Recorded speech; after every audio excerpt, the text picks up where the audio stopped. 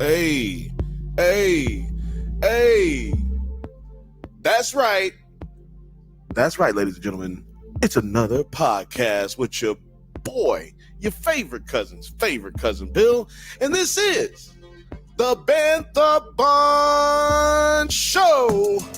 And welcome. If wherever you're watching, if you're watching from Nerds at Night, whether you're watching from Drunk Bantha's channel, I just got to say, thank you for joining me. Welcome.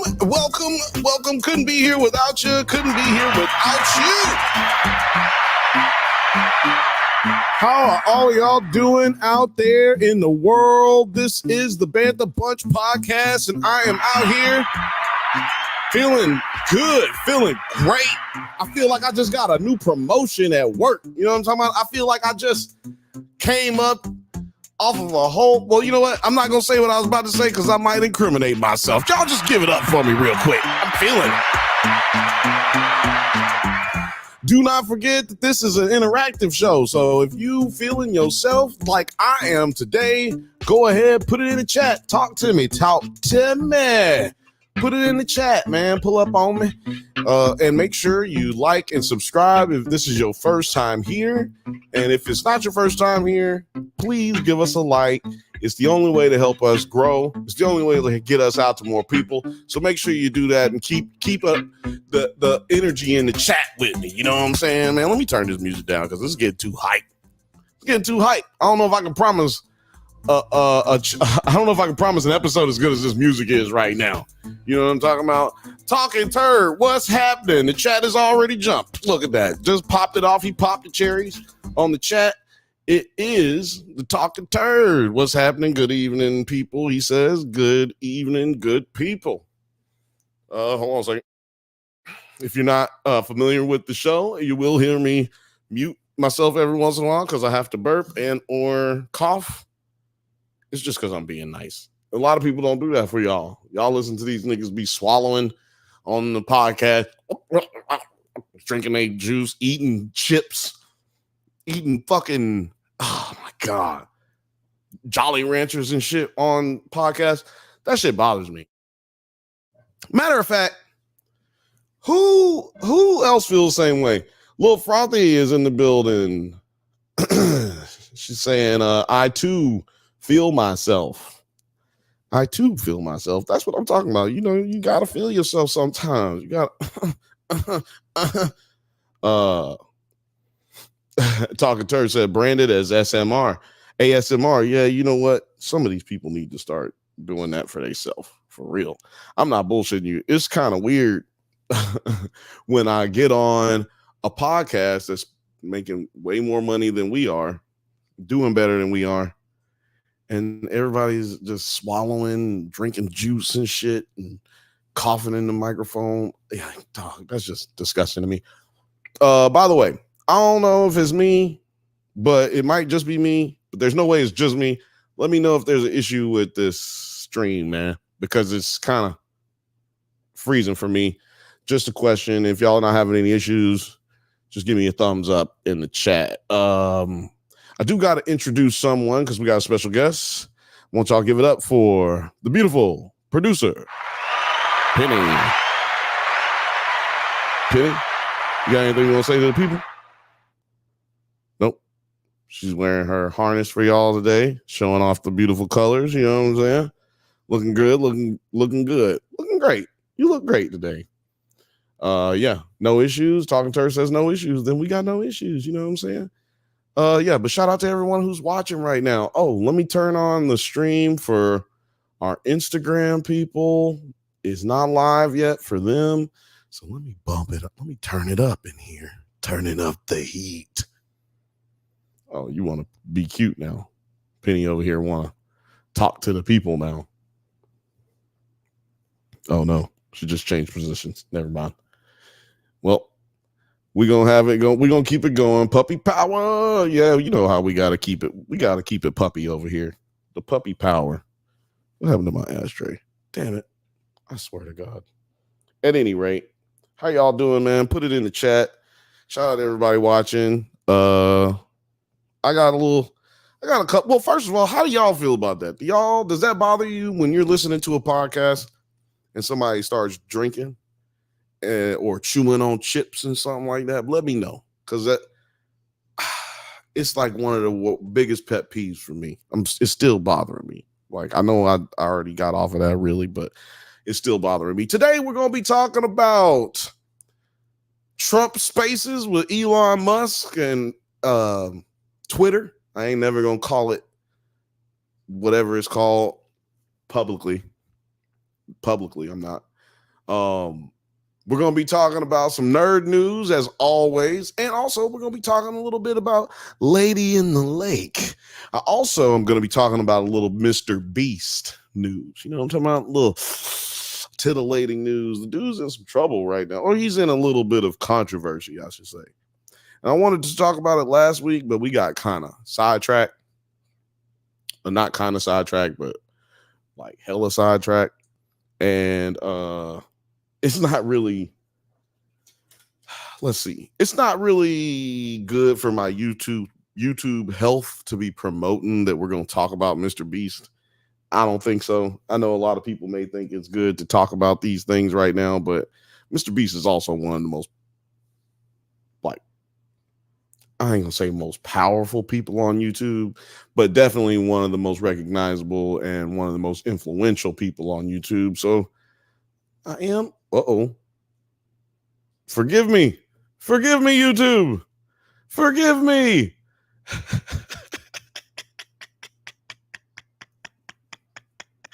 Oh man, for those who are listening only, you just need, the only thing I can tell you is you gotta start watching on YouTube.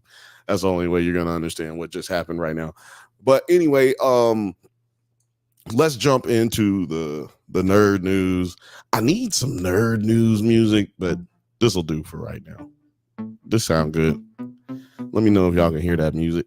But yeah, I want to talk about what's going on in the entertainment business. You know, we talk about that here every once in a while. Shout out to the dailies. I use my source as the dailies. Pretty dope internet magazine, I guess you'd say. Excuse me. Yeah, I love it. You guys can go check them out. Maybe they should sponsor us, right?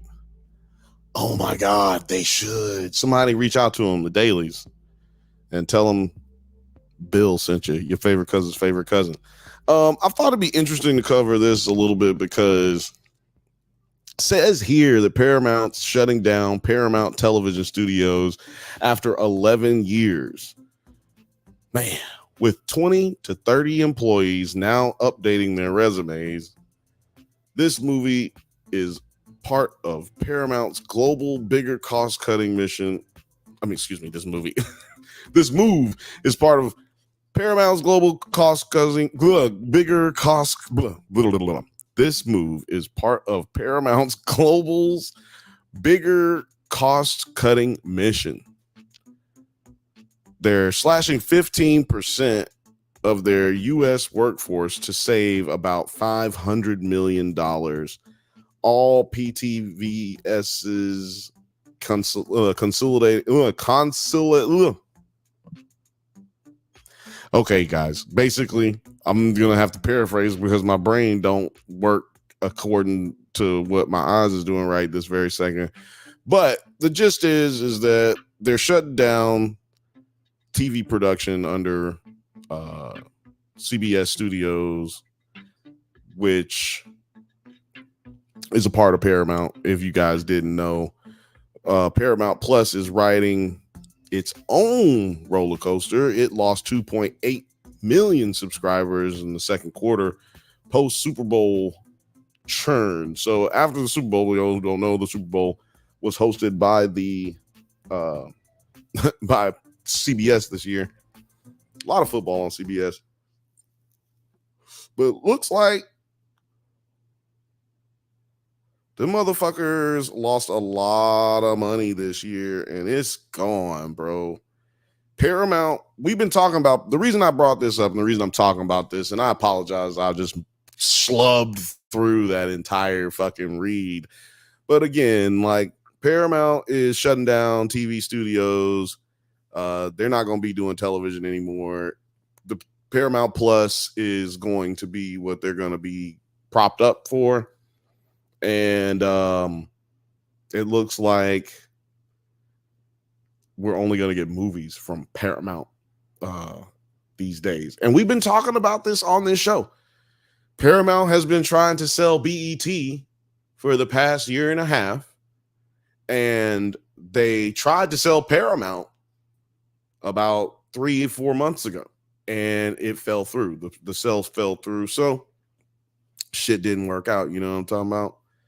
It was bad news bears. Well, for them it was. So anyway,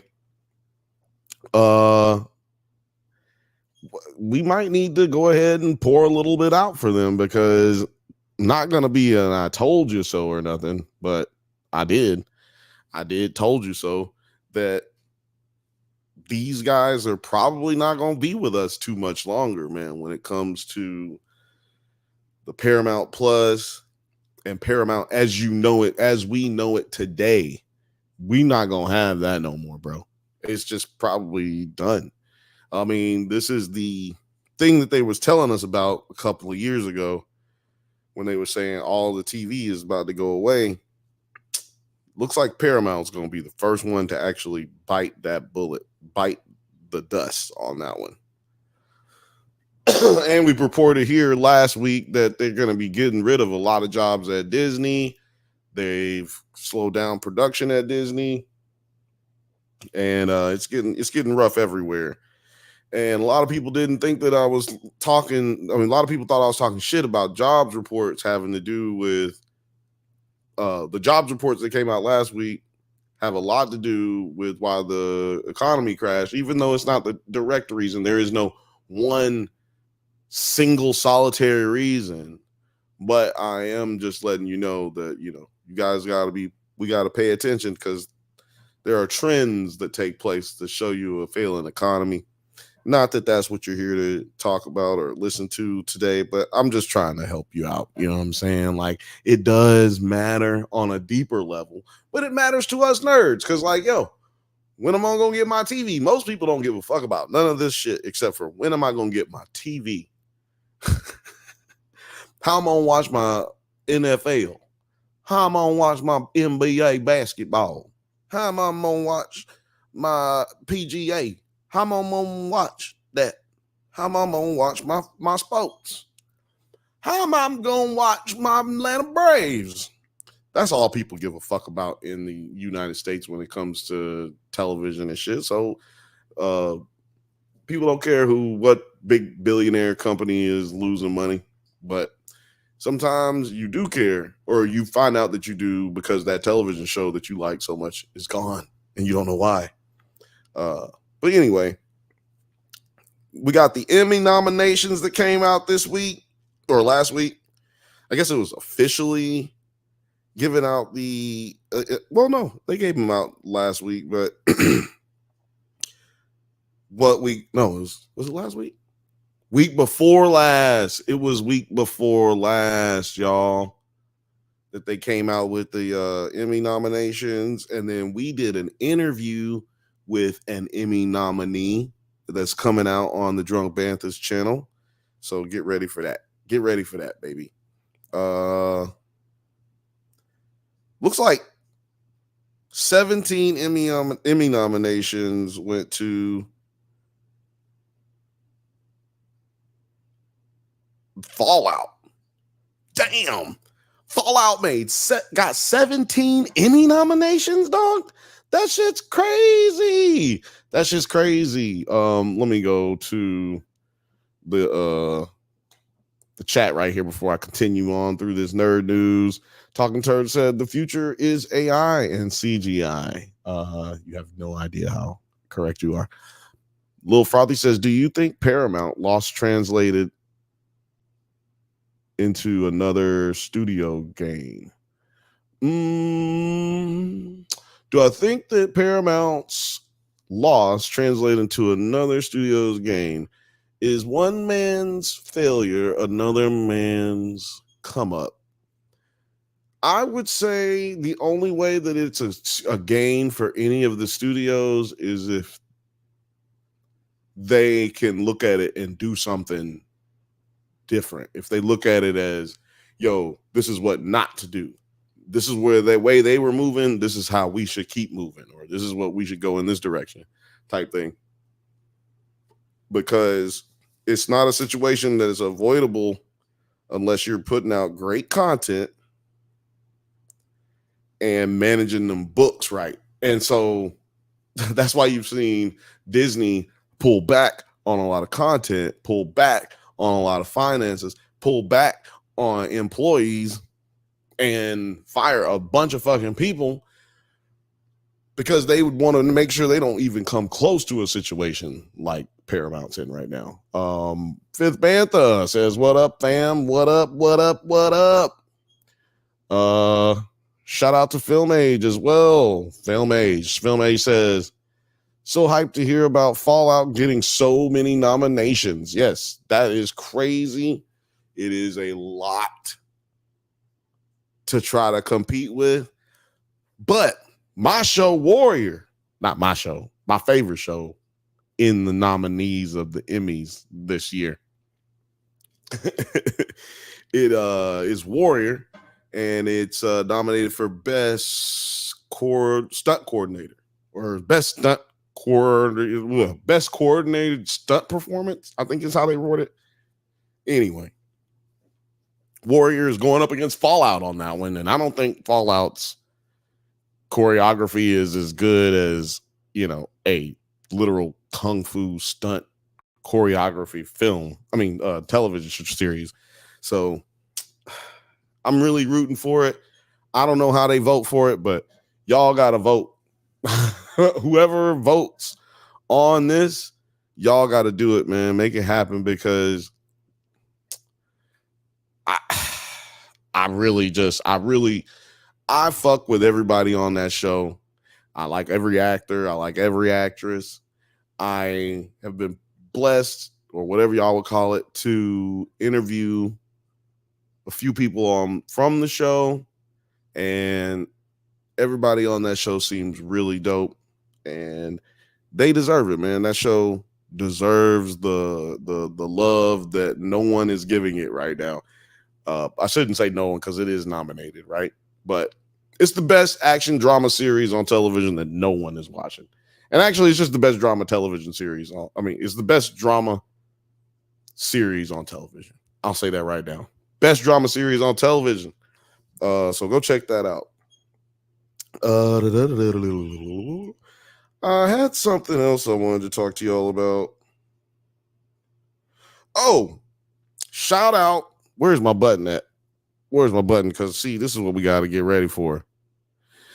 Y'all, put your hands together, because Supercell is renewed for a season 2 on Netflix. It's official. It's official. It's official. It's official. Man, I can't fucking wait till season 2 comes out. Don't know when it's going to come out. Just know that it is. And that was an amazing moment. Y'all remember Supercell? If you haven't seen it, it's a television series on Netflix. We covered it right here, and it was pretty damn good.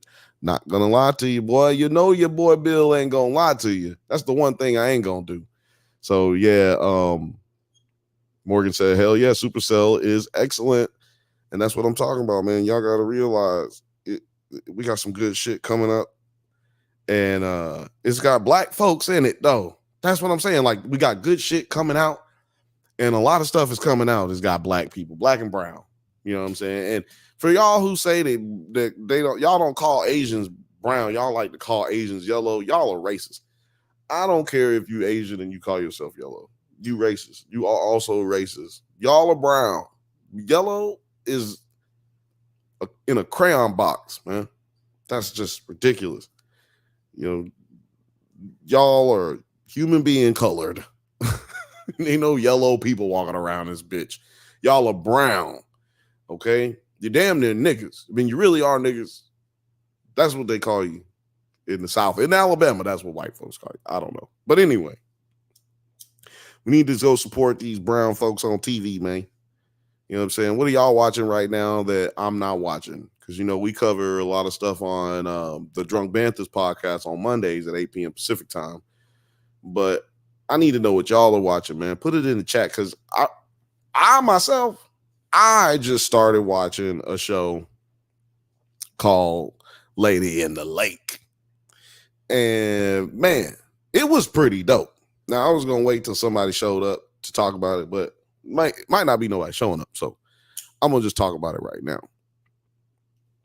Oh, made a matter of fact, your boy is getting better with the stuff, with the thumbnails, and I'm also getting better with the timestamps. Boom, Lady in the Lake. Look at that, how I did that at the bottom right there. Oh, yeah, I forgot to mention the phone number. So, yeah, if you guys want to call in, you can call in the number 323-680-4101. That's 323-680-4101. Leave a voicemail so I can fucking put them all up on YouTube.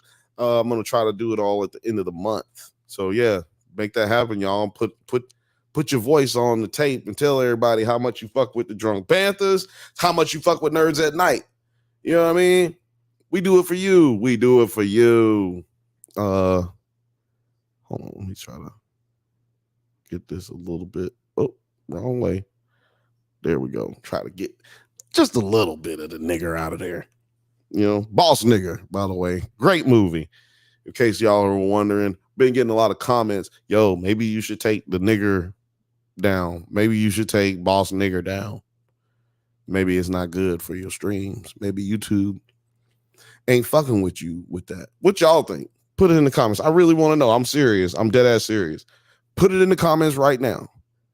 If you're listening only, put it in the comments right now. Go to YouTube and put it in the comments if you're just listening. I want you to let me know. Should we get rid of the Boss Nigger poster in the back? Do you think it hurts our streams or do you think it helps? I need to know. Because y'all's opinion is the only one that matters to me. You know, the Banthas. Y'all are the Banthas, by the way. You know what I mean? If you didn't know, you're a Bantha. You watching this right now? You're a Bantha. Fool. Hold on. Looking up something here. But yeah, man, I had a crazy week. Like I said, I slipped up on this show, Lady in the Lake. It was a show about, well, first of all, let's talk about who's in Lady of the Lake. It is starring your girl. Damn, why don't I have it up? It's starring your girl, Natalie Portman, and Moses Isaiah, which I don't think is a real name. Like, that's got to be a made up name. Oh, no, I made it up. See, I told you it's not a real name. Moses Ingram plays Chloe Sherwood, and Natalie Portman plays Maddie Schwartz. Or, well, I can't even say her maiden name in the show. But yeah, Moses Ingram and Natalie Portman. I'm telling you, this is a good fucking show. There's this kid named Noah Jupe in it. He is pretty famous according to people. And also this other girl named Mikey Madison. Never seen either one of them in anything, but if you're sitting there wondering like, yo, Bill, who the fuck is Moses Ingram? Moses Ingram is the girl from Obi-Wan. She played the black, what you call it, the Inceptor or something. Y'all remember Obi-Wan? She was one of the dark lightsaber bitches. She was the dark Jedi lightsaber bitch thing that didn't make no sense. because there's only supposed to be two. I don't understand how they be doing Star Wars these days. But anyway, at any rate, everybody hated her on Obi-Wan. They thought she was probably the worst part of the show. Definitely one of the worst parts, if not the worst part. I didn't have a good feeling about it either. Talking to her said the third sister or something. I don't remember. Let me just look it up because it's just gonna bother me not knowing. But yeah, hold on. Let me look it up right now because I'm just not even gonna be able to talk good if I don't look it up. She played Reva Savinder. Savinder. But anyway, I don't know what they were called. We're gonna call them the third sister or something. That's what we're gonna call them from now on. Lady in the Lake. Is it about King Arthur and Marilyn? No, it is not about King Arthur and Marilyn. Madeline, Merlin, Maid Madeline, and Merlin. No, not about none of them. I just combine Robin Hood with King Arthur. Penny, why you let me do that? Anyway, she was with the Inquisitors. Talking to her says she was with the Inquisitors. Yes. Moses Ingram. Why do I keep saying Isaiah Moses? Nigga, goddamn, it's some Bible shit. It's too much Bible shit going on. Moses Ingram was one of the Inquisitors in Obi-Wan. She's in this show called Lady in the Lake with Natalie Portman, another Star Wars person, which I did not think about at first. And then I was talking to a homie and they was like, oh yeah, that's two Star Wars people. And I was like, damn, that's crazy. I didn't even think about that. So yeah, we got some Star Wars connection. This show is on Apple TV Plus, by the way. It's only in it's in its 5th episode. It's gonna have 7, if I believe, if I'm not mistaken. It's gonna have 7 episodes, maybe 8. I'm thoroughly enjoying this show. I'm doing a non-spoiler review, by the way. I should probably say that kind of shit at the beginning, but I'm doing a non-spoiler review. I don't believe in spoiling shit when shit is not over, especially if we're not covering it, you know. Talking to her says multiverse. Robin Hood meets King Arthur and the Knights of the Round Table. I'm here for that movie. If you're not here for that movie, you're a hater. Punch yourself in the face. I'm here for that movie. But I gotta take a sip of this right here. Sorry. But anyway, it's a show. It's a murder mystery. You know what I'm saying? And spoiler alert, there's a lady in the lake. You know what I mean? It kind of starts out with that. But overall, this show is about 2 women, a Jewish woman and a African American woman who live in Baltimore. And it is a very interesting look at Baltimore in the 1960s. I think it's 1966, if I'm not mistaken. And man, the show has a dope cast. It's not just about Natalie Portman and Moses Ingram. They have a really dope cast. It's very black. It's very much so half and half, really. You got a lot of Jewish people.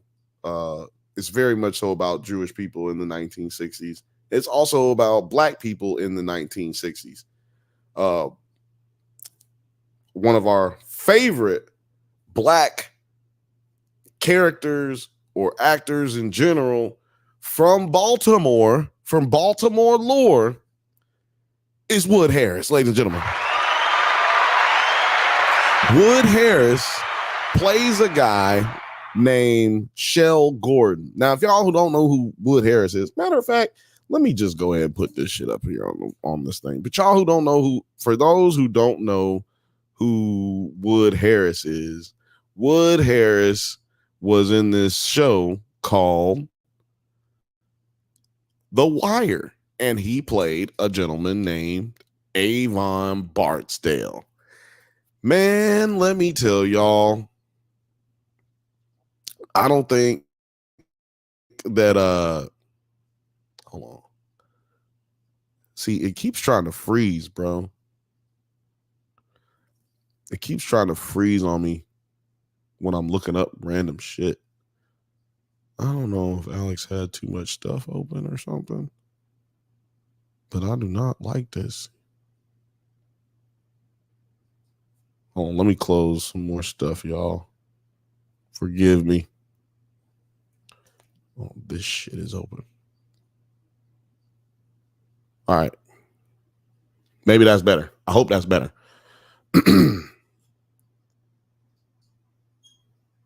What? Okay. I don't know what just happened. So Instagram just took us down off the live. We removed your content. It looks like you shared or sent something that attacks a person in your group of people based on who they are. See the rule.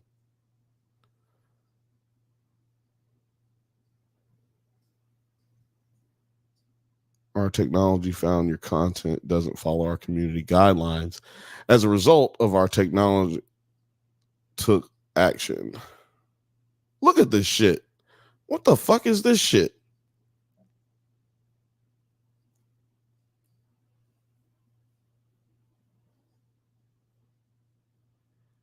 This is what they sent me a picture of that said that we didn't like people. It looks like you shared or sent something that attacks a person or a group of people based on who they are. It don't matter. Whatever. Don't nobody watch on Instagram anyway. Here, I'm going to show y'all this. Look at this shit. It's got me frozen. What I was going to say it was the Boss Nigger poster, but it doesn't have the Boss Nigger in it. So I don't understand. Maybe it was me saying nigger. Maybe I just can't say nigger on Instagram. I doubt it. I guarantee you there's some white boy saying nigger on Instagram right now on his live. Hype in the motherfucker. Anyway, I apologize. That like ruined the moment, right? Like we got to pick it back up. Hold on. Like what the fuck? That just kind of ruined my whole shit. Ruined my whole steez, man. Yeah, the Tarkentur said stupid Instagram. Seriously, I have no idea why they just kicked me off of Instagram. That's not really cool. But anyway, as I was saying, Wood Harris is in this show, Lady in the Lake. He is one of my favorite parts of the show. Penny, look.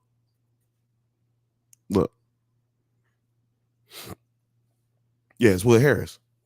See, yeah, Wood Harris plays this dude, very Avon Barksdale-like, but he's also on a more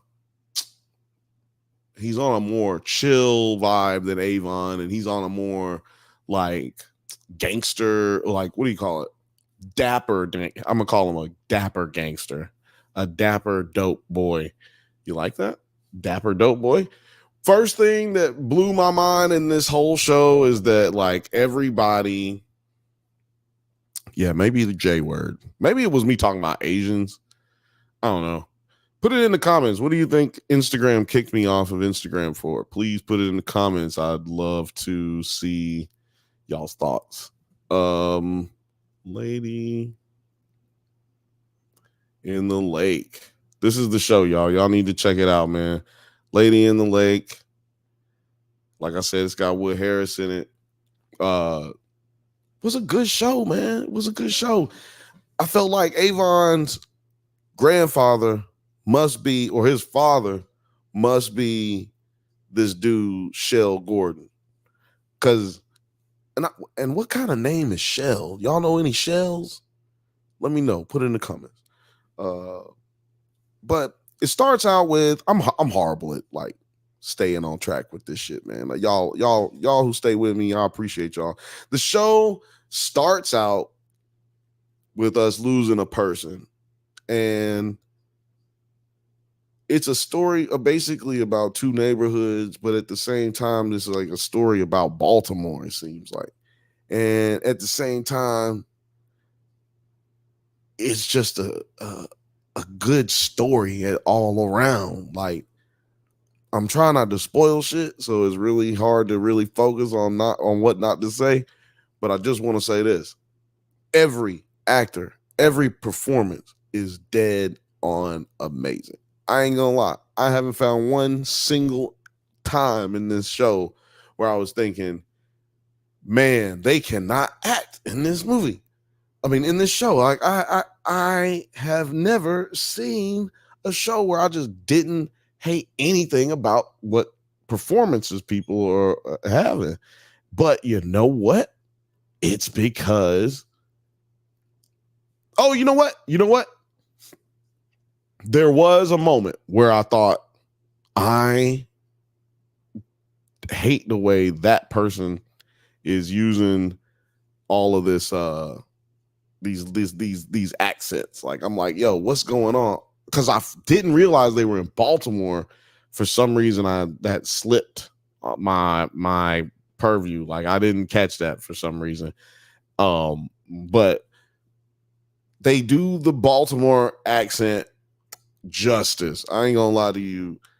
I first thought that they were just doing really bad accents. Like, there's this one girl, the actress Mikey Madison. She plays a character, and I thought, okay, this girl's supposed to be American. Why does she sound like she keeps going off into this Scottish accent? I was like, oh, clearly this girl's British or whatever. And I was like, clearly this girl's jealous. Excuse me. I was like, surely this girl's Scottish. And she said some word, and I was just like, where in the fuck are they at? And I looked it up. Boom, they're in Baltimore, and I missed it. I had to go back, and they did say it earlier on. I just missed it. This is what happens when you watch TV when you're working.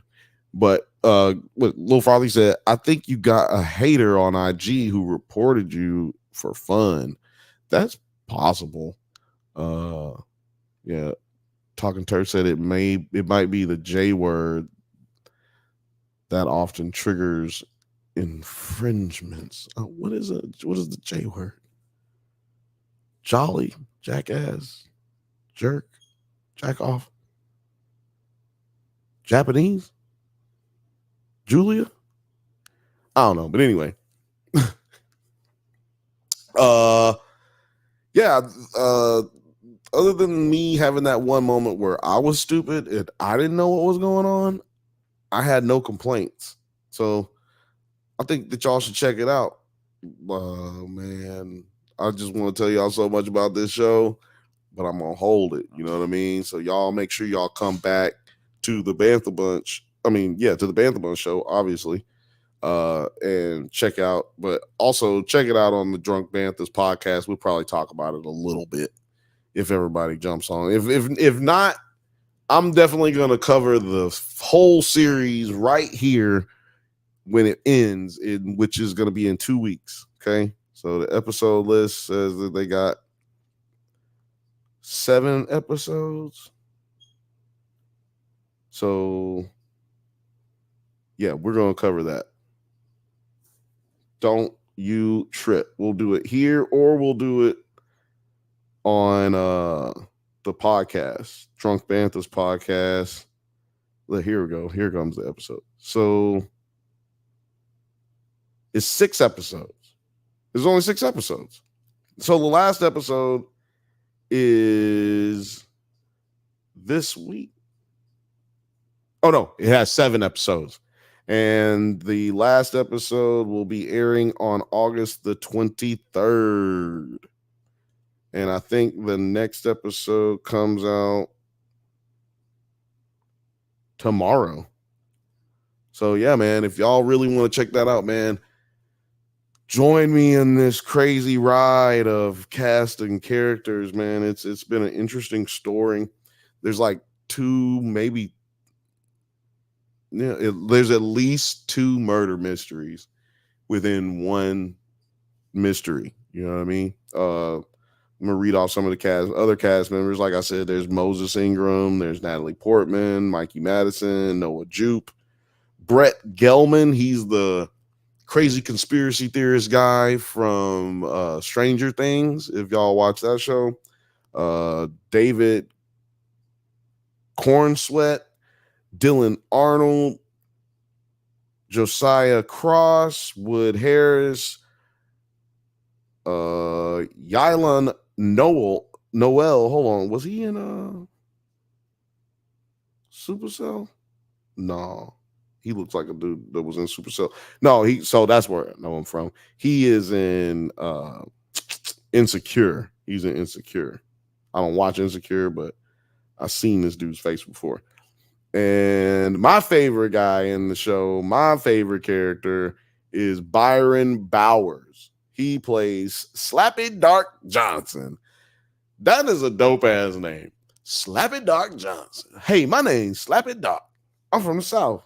My name's Slappy Dark. He plays one of the main characters. He plays Moses Ingram's husband, estranged, or however you want to look at it. He plays her husband. So he's one of my favorite characters. Let me see if I can pull him up so y'all can see him. I ain't never seen him in nothing before this, I don't think. And he did a really good job. So please go check out my man right here. I hope he's not even from America. I hope he's British. This is because, nope, he's born in Atlanta. Even better. I mean, I love that he's from Atlanta, but I was hoping that he was like such a fucking phenomenal actor that he sound like he just from somewhere in the South. But no, he is a real Southern nigga. So shout out to him. Go check him out. Byron Bowers. I'm talking like that for the radio people, for the audio people, you know. Talking Turd says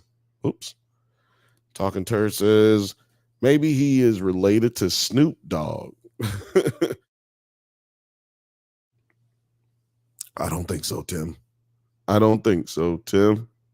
Oh man, what was I about to say? Oh yeah, Byron, man. Yeah, go check him out. And yeah, go check out Lady in the Lake. We're gonna definitely cover it right here. Episode 7 is over. We're gonna do the finale. Right now, we're on episode 5. Tomorrow starts episode 6. Again, we're gonna talk about it right here. So go catch up on that, man. Go catch up on that. So what we gotta talk about next, man? What do we gotta talk about next? What do y'all want me to talk about? How y'all doing, man? Is it anything y'all want me to talk about? I might get to that too. If I have time, just let me know. Put it in the chat. I'm looking for the next little topic. Which one do I want to do next? Let's do this. Trump X Spaces. Oh man, did y'all check out the Trump's X Spaces today? I mean, earlier this week. It was on Tuesday, I think. Pretty fucking funny. For those who aren't aware, we have a general election taking place in America. For some of you Americans, you may not be aware, but definitely got a whole thing going on right now for y'all who don't know. Our guy Biden, he dropped out, and we got our guy Trump losing his mind.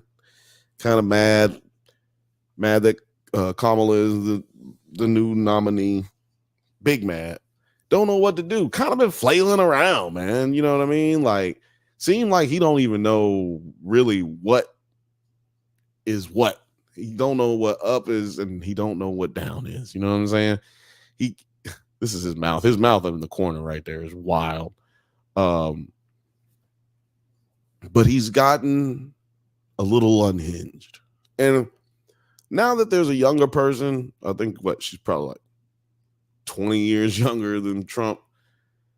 Now that there's a young person in the race and you don't have to look at Biden looking so old, people are starting to realize that Trump is a little bit older than they want their president to be as well. And it's like Talking Turd said. I don't even have to say stuff sometimes. People say I shouldn't talk to the chat. But look, this is why you do. Because Talking Turd said it better than I could. He said, this is gearing up to be the most comedic election there has ever been. Now, that is a good way to put it. But don't forget George W. Bush did run for president against Al Gore and John Kerry. And those were hilarious. The outcomes weren't hilarious, especially looking all these years, but all these years later, it does not feel like it was as funny. So hopefully this one will be funny and we'll get good outcomes at the end. In 20 years, it won't feel like it didn't matter, or it didn't matter so much. Fifth Bantha says, yeah, and Clinton ran against Bush. And that was funny too. Bush won. Was it really funny? It was all right. I mean, the SNL sketches and stuff were funnier than the actual candidates. I feel like the SNL sketches were way funnier, but only because the candidates were a little bit more serious. It feels like the ones that they do now are just them saying exactly what, in this case, what Trump said. They just say exactly what Trump said, and it's fucking hilarious. Well, you didn't do much work, did you? You don't have to do a lot of work for make him look crazy. But Talking Turd said Reagan had his moments. Well, Reagan had some moments. Reagan did have some moments, but he was also, he had Alzheimer's while he was while he was running the presidential office. So, you know, I guess we're in the same situation we were in there. Then. We're in the same situation now that we were in then, because we got a dude who is either losing it or has Alzheimer's or, you know, just old. He's in office right now. So, anyway, I don't want to get into who you should vote for, none of that shit. I'm trying to get to the funny, because we have in the spaces, Penny, are you not going to participate? Damn. In the spaces, we had a little delay, about 40-minute delay. If you guys recall, we covered when Trump talked to the Black Journalists Association in Chicago.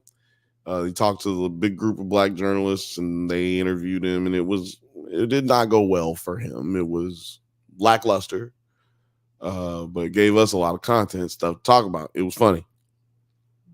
So he complained about it taking 30 minutes for them to set up, right? Now, Elon does an interview with him, and it takes Elon 40 minutes to set up. Like 40 minutes later, after the start time, they start this interview. It's less of an interview as much as it was a conversation, and not as much of a conversation as it was Trump just telling Elon shit for about an hour. Oh no, it was 2 hours. It lasted 2 hours. Like, put it in the comments. Do you think Do you think if we interviewed Trump that it would take 2 hours, or do you think it would take 4 hours? Do you think it would take more? Put it in the chat. How long do you think it would take us to interview Donald Trump? 4 hours, 10 minutes, 20 minutes, 2 hours, 1 hour? But anyway, this one, he ended up going for 2 hours. And Nine Nerd Yard says, I randomly got on Twitter when it was starting and it was so boring. Yeah, you know what? I thought it was not boring only because of the nature of how their back and forth was. I mean, definitely it was boring if you're sitting there trying to get anything substantive out of it. I swear, like, it is just nothing, a big nothing burger. But there were some things, like there was one thing that came out of it that is significant enough to talk about here, at least. Trump had a little bit of a lisp when he was talking, man. And some people would say it was more than a lisp. Some people would say it was like suffering fuckatash. You know, some people would even go as far to say his dentures were having trouble staying in, because when he was doing the interview, they had him filming him, but he wasn't there with Elon, and he was looking down at his phone, talking into the phone. Yeah, I think they might be right. The gravity might have been pulling his teeth out a little bit. And I think we're going to play it and we'll let y'all decide on how bad the lisp is. Niner Yard says, I don't think Trump will be able to keep up with the Bantha bunch. I don't think so either. The fifth Bantha said, he also said he talked to Putin about Ukraine. So after he was out of office, he was out of office, so another crime involving a foreign leader. I don't think it's a crime for him to talk to Putin after he's out of office. This is a crime for him to share information. But you can have homies. You know what I'm saying? He's not under probation, so he can't like not talk to convicted felons or nothing. Like he just the ex-president, he just can't share shit with him. But he can talk to him. You can talk to him. Not something that's ethically cool, I guess, maybe morally, I don't know. But let's just listen to a little bit of this lisp that we're talking about. It's not exaggerated as I'm making it. So see if you hear it. If you don't hear it, maybe I'm just being a bully. And you see tonight, I mean, as we're doing this, I'm seeing reports coming that they expect an attack tonight or tomorrow from hundreds and maybe thousands of rockets. I think it's a massive, I think we're in Jesus Christ. trouble. This dude's just yelling into a microphone. Administration, and that's my honest opinion. Yes, Dave. Well, I think hate him, both sides. Yeah. That was a hard thing to do. Unification. Yeah, no, I mean, we cannot have a Democrat. We cannot have her. She's incompetent. She's as bad as Biden in a different. Where's the slur? People than you'd have it. Some of these. Oh matches. Man. What he said about this right here it cracked me up. Hold on. People, and it's an honor. We view that as an honor.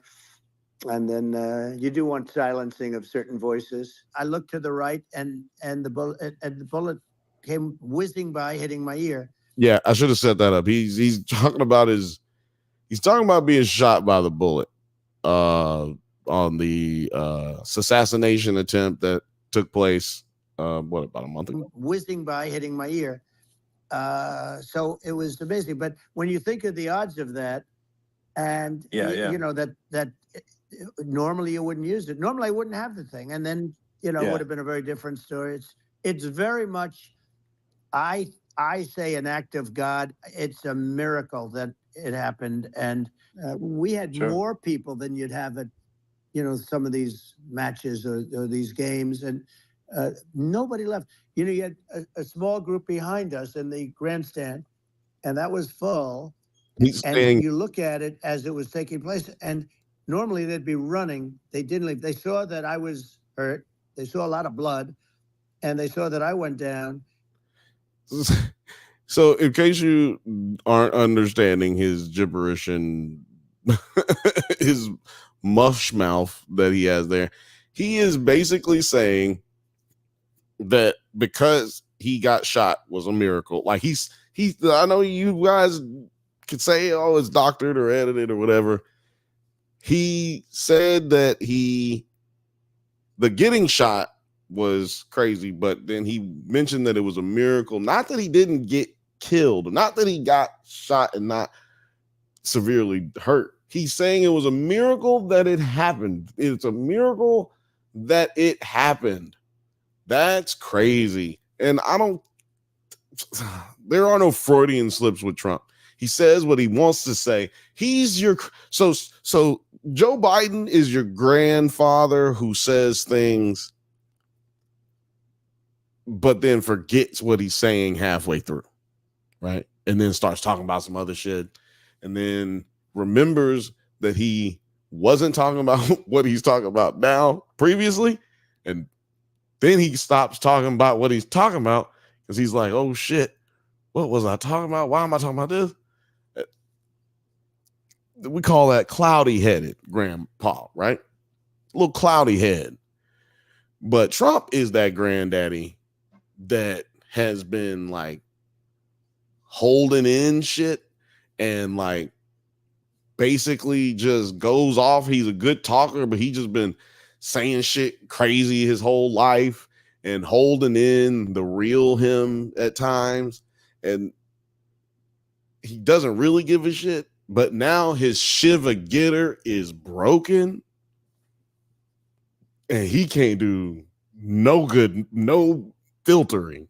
So everything he says, everything he thinks rather, comes out of his mouth. No matter how hard he tries to not make it happen, he can't handle it. He no longer has the ability to not say the things he's not supposed to say. And you say, Bill, Trump been saying crazy shit the whole time he's ever existed in life. What are you talking about? This is nothing different. And I will say, you're wrong. Trump says crazy stuff because he knows it'll benefit him. He knows that if he says something crazy, you're going to talk about that one crazy thing all fucking week, all fucking year. And none of his voters care about that. And it ingratiates him even further with the voter. But when you're not actually making any sense, when you're just saying random shit, like it was a miracle that it happened. It's a miracle that an assassination attempt took place. And then you make it about how the people didn't run, like the people didn't leave. So that's like, that was a plus. The people didn't leave. And, you know, I just think it's crazy. And then y'all didn't hear it. I cut it off, but he goes on to talk about how it would have been, if with anybody else, they would have just left, but they stayed even after I left. So I'm like, dude, they probably wouldn't let anybody leave. You know, you never think about that they not going to let nobody leave. Even if they were trying to leave, it's like, we got to get the president off the premises first. I mean, I know that the Secret Service fucked up that day, but I think that is at least one thing they could have been trying to do. I don't know, but I'm just a poor country boy from Alabama. So who knows? Oh, shit. I'm just a poor country boy from Alabama, and I got myself a doorbell. Hold on, y'all. I got a doorbell. I'm going to hit you. I'm saying I got some. Is my face all crusty? Let me know in the chat. Oh, my bad. Oh, hey, ladies and gentlemen, it's your best friend, Producer T, at the door. What's happening, sir? What's happening? Being mad at Amazon and shit after I was like praising their good graces of always delivering my shit for like the last couple times I've been here. And this time I've only gotten like half my shit. They're not giving me a reason why they can't deliver the other half. They just canceled it and said it was undeliverable. But I'm like, and what really made me mad was that one order, like 2 items were ordered on the same day. One of them got here, no problem. The other one was just like, I don't know. I don't know what happened. So I'm just like, what is going on? And it's not telling me like what's wrong with my address or anything, but I'm like, I don't know. Don't know. Damn, man, that sucks. Yeah, Amazon don't always work even in the United States. So hopefully what you needed isn't like toilet paper. Hopefully you didn't order toilet paper and it get canceled. Hopefully. No, I can go. That's downstairs. Like we have a yeah. store, but I needed an extra fan. Like I got 2 fans right now, but I could really use that third one. Oh yeah, that's what I was about. You know what? People say this kind of shit all the time. But how's the weather down there? You was telling us it's hot and miserable. Well, like put together the humidity of Houston and then add in the concrete jungle effect of New York City, and that's Tokyo. Man, damn. But I'm in the mountains right now, and it's still just humid as shit. Like over 80% every day humidity. There's no breeze either. I think that's the worst part, is that it's not breezy at all. Considering we keep getting like storms every night. Yeah. It's not like wind during the day or anything. It's just stagnant. Damn, that's odd. You'd think it'd be wind in the mountains. You know what I'm saying? Like it's wind in the Appalachian Mountains. Shit, you think there'd be some wind up there? Niner Yard says live from Japan. It's producer T. And Fifth Bantha says, damn T, that sucks. We were just talking about a little bit about Donald Trump and his list, his demeanor lately, and how he sounds kind of like an older grandfather who's just kind of crazy. Like Biden's that granddaddy who is like forgets what he was talking about while he was talking to you. Then he changed the subject in the middle of that sentence. Then he started talking about something else. But then he remembered he was talking about something else. Then he tried to act like he wasn't forgetting that he was talking about that. Then he just started a whole nother conversation, but also related back to what I was talking about. And you'd be like, man, this nigga don't know, but this nigga don't know what he's talking about. It's an hour later. We don't know what's going on. But Trump is a different kind of granddaddy. He the granddaddy that can't stop saying the shit that he think. He just, everything that he think, he just say it. And then he start thinking about something else. He just starts saying that too.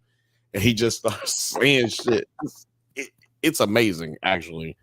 And I watched a little bit of that interview with Elon Musk. I was watching it with another streamer on Kick because he was like streaming it, and I was talking with him on it. And it's just, he just rambles and just says the craziest things that just aren't happening. And he only has like 5 phrases. Like, I don't know why people haven't gotten just aware. Like he always somehow, like, nobody wants to question how he's always the first person to say something. I was the first one to ask this question. He was the first one. He was the first one. Come on, man. He does that all the time. He's the first one to ask the question. Nobody's ever asked that question before. It's the greatest thing that they ever built. It's a good thing. Not the AI. Not as great. I love the AI. What's the AI? The AI. You don't know what Elon Musk is working with? Like, he's working on the AI, and it's going to be great. It's fantastic. I've seen it. Oh, oh yeah. Like, what the fuck does that mean? Like, how can you be like, this is my dude right here? Somebody, hey, we're here to accept all comers. Let us know. We're not gonna yell at you. If you can explain it to us, we just want an explanation. Take a shot at it. Like, I needed an explanation what black jobs were. I just wasn't willing to call chaos theory and ask them what they were specifically. Chaotic truth, yeah, man, chaotic truth. Sometimes I do want him back on the damn show. Just because I have so many questions. Yeah, I might have to do a Kick episode with it. We're gonna go to Kick. We're gonna start a new channel. We're gonna go to Kick. We got some questions, bro. Like, I'm sorry. Yeah, know what? I might have to do a politics show on a different channel as to where we don't mess up. So y'all, we're a big board, you know, and we don't want to mess that with, you know, everybody don't agree with having certain types of people on our show. Certain views on the show. So well, with that, it's not certain views. It's like promote certain views. We don't want certain views. Promote certain views on the show, which I understand, and I'm cool with that. But we definitely got to find a way to get him on the show somehow, some way, somehow, at least just to talk about this political climate that we're in. We're experiencing something that we've never seen before. A mixed biracial woman becoming president of the United States is about to happen. I mean, or it's possible. It's more possible than it has ever been in the history of the world. Okay, it is more possible now than it's ever been. And it's interesting to me. I'm curious as to what someone like him will be saying about Kamala Harris being biracial, one, being that her father's West Indian, two, and being that she didn't know her father or didn't grow up with her father, I should say. But she was able to go to college. She was able to get a job. She was basically the police. She was, a politician, a senator, and now a vice president. And I'm interested in what he would say. He'd probably find some way to talk shit about her. But I'm interested in how do you, you know what I mean? Or in that mindset from the point of view that he comes from and that others like him come from. How could you see something bad in Kamala if as a conservative black person? Because I think that's when you should be like, yeah, I fuck with her because you know what? She put niggas in jail. And also she got a job. And she dating a white man. She's married to a white man.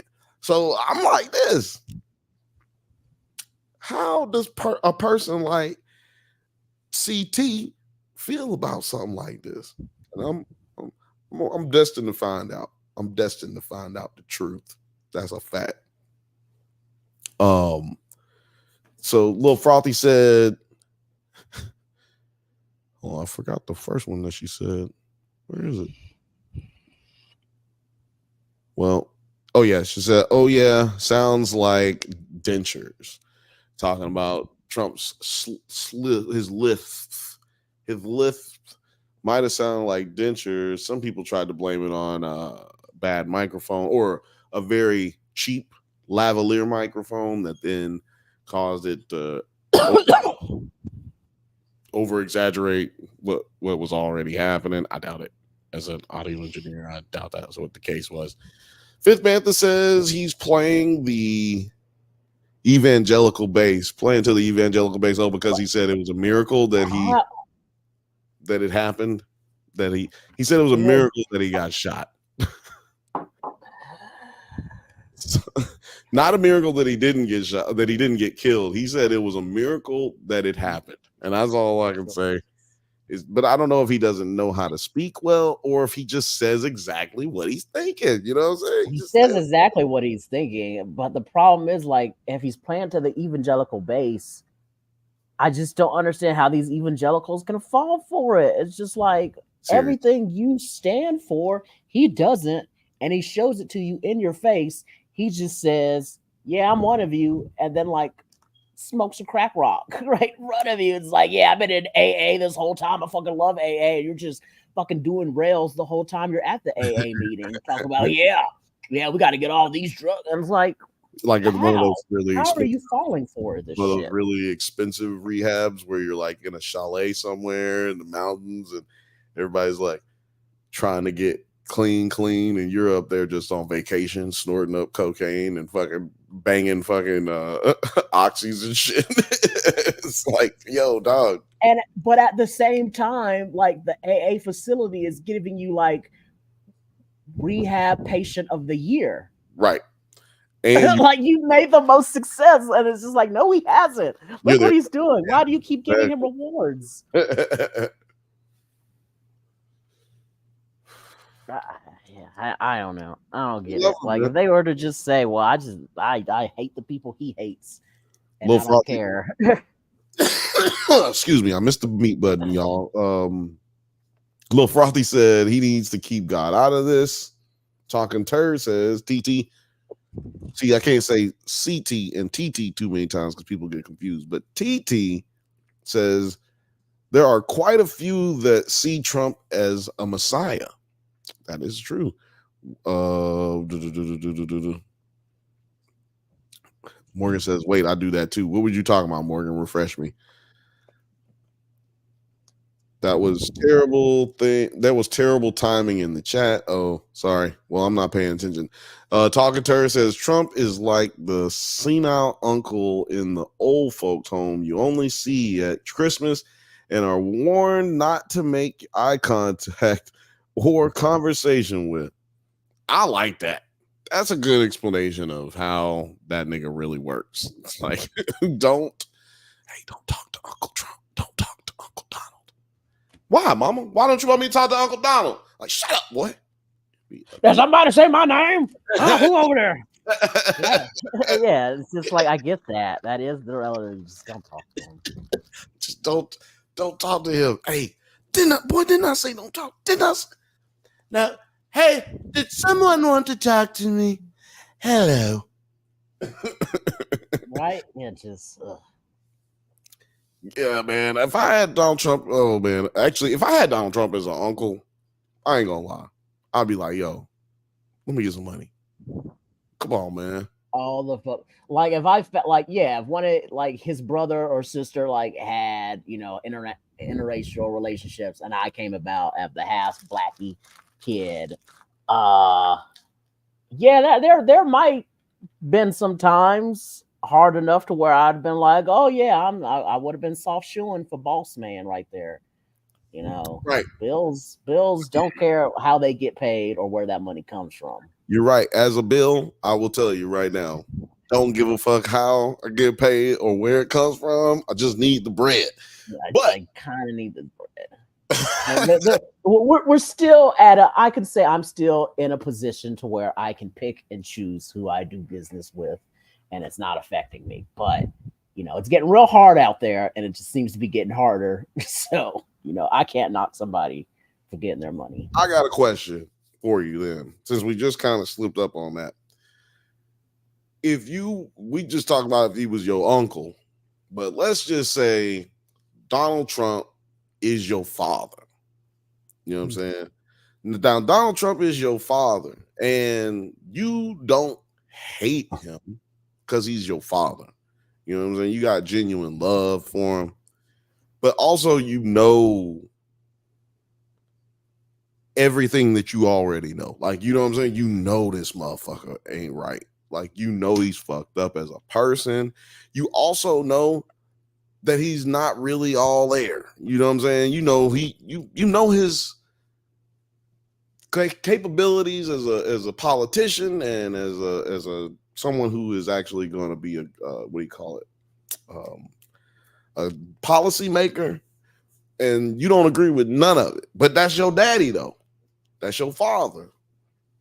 Would you keep quiet, just stay off the radar? You know what I'm saying? Would you be like that that oldest Osborne daughter who fucking like never was on the show and don't ever have nothing to do with nothing, never in the public?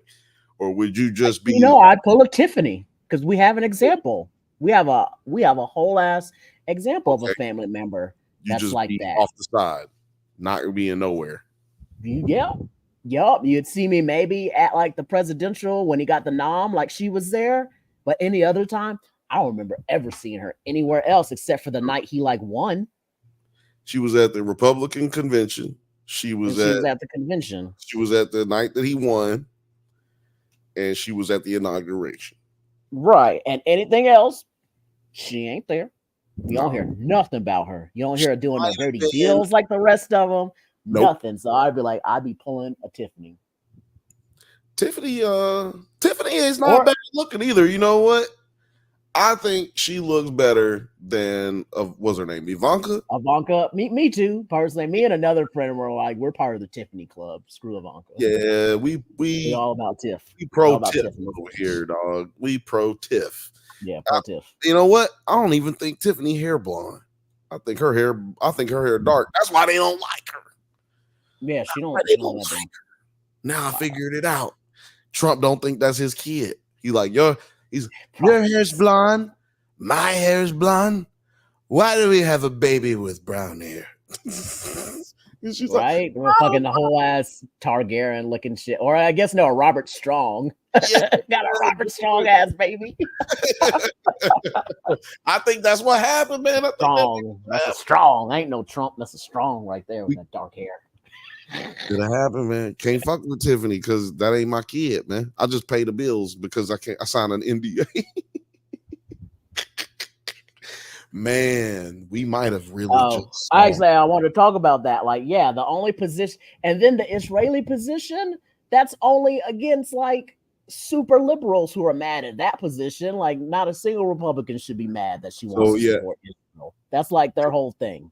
Fifth Bantha said, I don't see any arguments against her except her position on Israel. Otherwise, I don't think there's anything for them to seize on.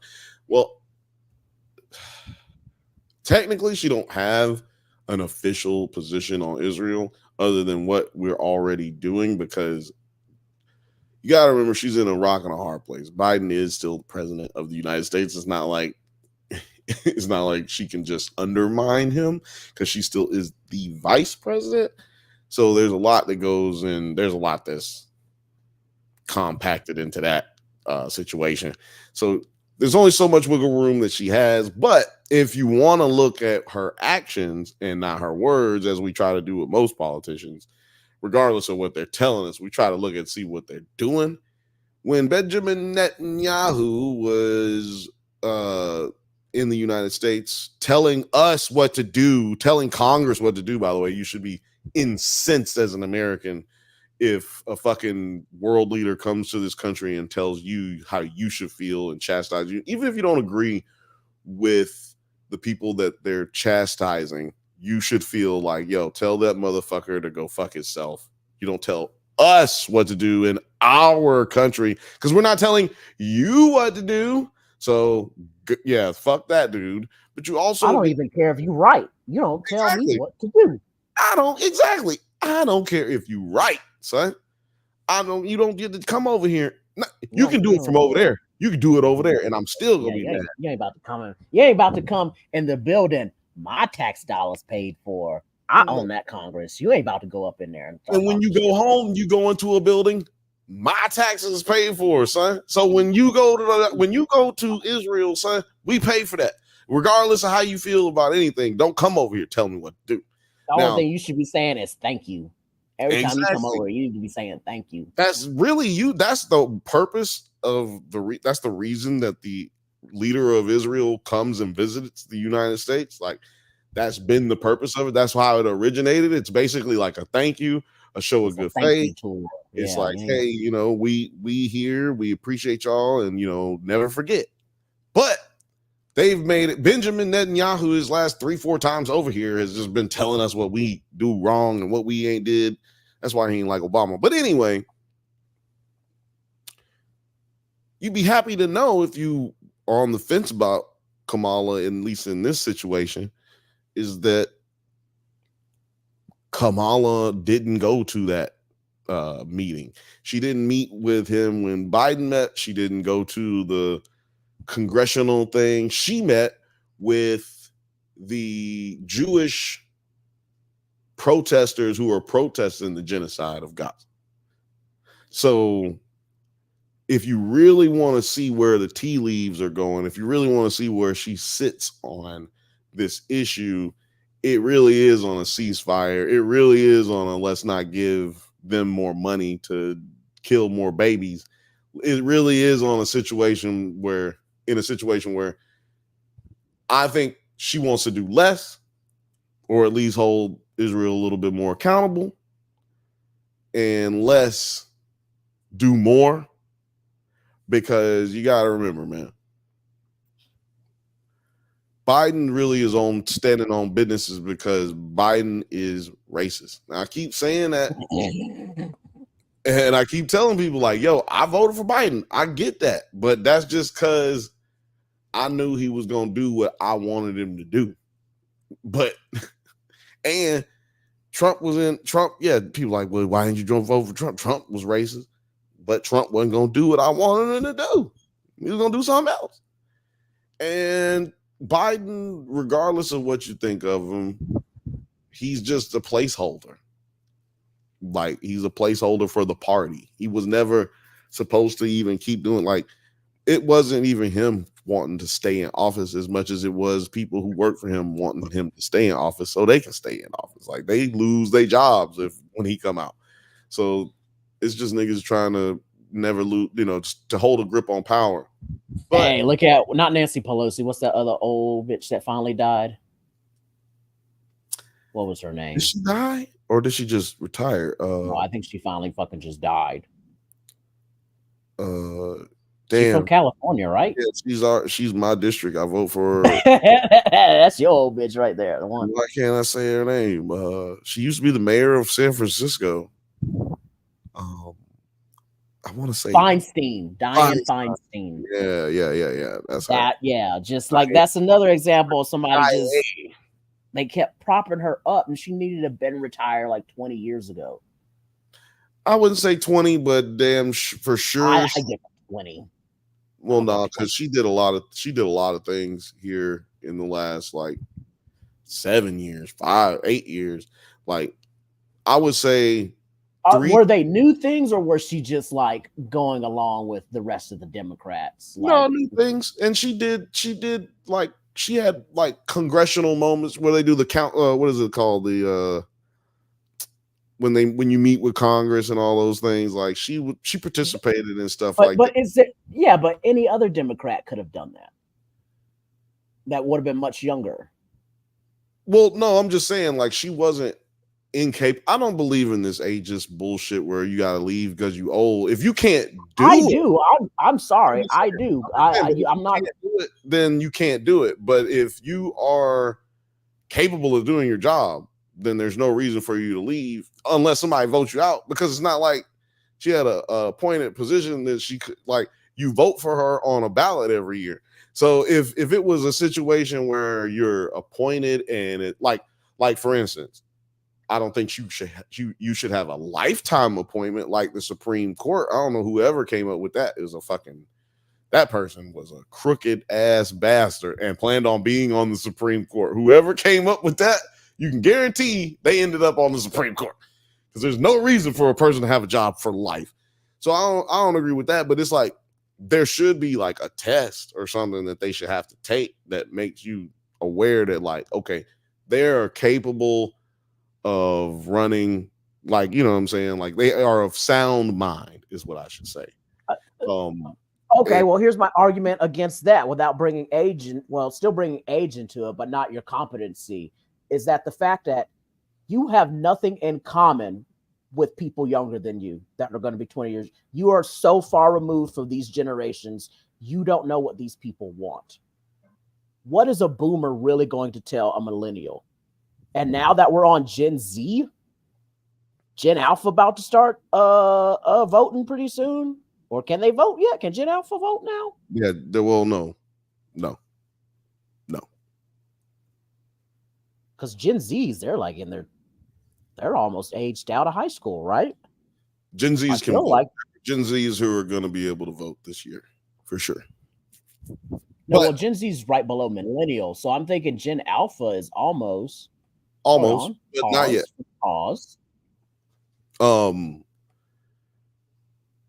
Yeah, Gen Alpha, I'm pretty positive can't vote yet. Gen Zers, they have 4 more years. Yeah, this is going to be the last of the Gen Zers who will be able to vote. They're all going to be a voting age of this voting period or of the next voting period, and that'll be the cutoff for them as far as voting goes. And they'll all be voting if they want to. So next election, next presidential election, Gen Alpha will be able to vote. Right. What does a fucking boomer or a Gen Xer have in common with them? That's why are they being represented? That makes this no is the sense. thing. No politician. That's how I go for age cutoff right there. There's going to be no politician there could be a politician who's 30 years old who, if they're going to be president of the United States, none of them are going to really have anything that you can relate to, because they're going to have or be able to relate to you, rather, because they got so much fucking money. Anybody that young that gets there that quick, they have no sense of what it is to be a regular human being, because they are fucking sitting there at a position. Well, that's just certain people. I mean, because AOC would defeat that argument for you. No, she wouldn't, because this is the thing. How is she rich? Because she's not old enough, one, to be president. So that's that one thing. But I'm talking about like. But we weren't talking about presidents. We were just talking about politicians at that. Well, let's just talk about politicians, because like, I get what you're saying. You're like, yeah, there's the money factor of classism gets into it, but we have a lot of grassroots people that can come in and out. So I don't. Yes. While that is a factor, it's not a heavy AOC. Factor, as I'm saying, as just being grossly out of touch with. Let's use AOC for instance. This is a great conversation. AOC got elected not because of young people. She didn't get elected because of young people. She got elected because of her district, and her district voted her in because they relate to her. Now, what AOC found out, become a very popular politician has its positives, but it has way more negatives. And her first 3 years in office, she stumbled, she fumbled, she bumped heads with people. She wasn't able to do a lot of things that she wanted to get done because she had not established herself. She had no idea what she didn't know anything. And she'll say all this stuff. These are things that are halfway based off of me knowing what I saw, and also half of what she's already testified to.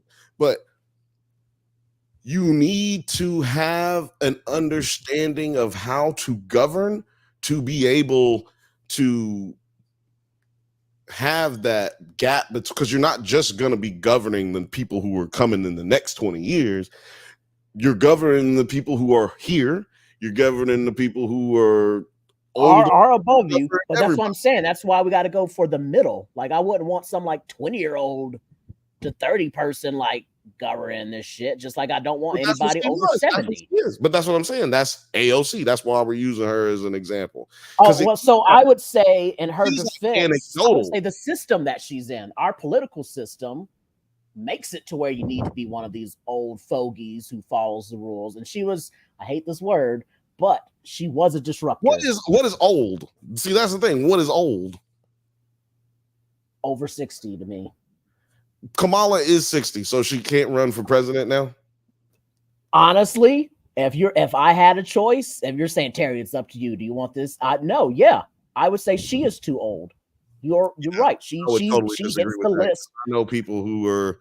I don't care if you know them or not. You can't predict whether their mind is going to be stable today or not stable tomorrow. And with aging, that is what happens. I can't tell you that a person who is in their 30s is going to be stable today or stable tomorrow. That is. But what are the chances? Let's look at the chances and roll the chances are very good. We got serial killers in their 30s. We got motherfuckers who do all kind of shit. Cool. But I'm saying somebody to have Alzheimer's and things that affect them, it's going to happen more. There's actually less people there's less old people with Alzheimer's. Like, anything that you would try to say that way would be so anecdotal. It's like it is also, like I said, my mom is 60 something. She runs budgets of billions of dollars.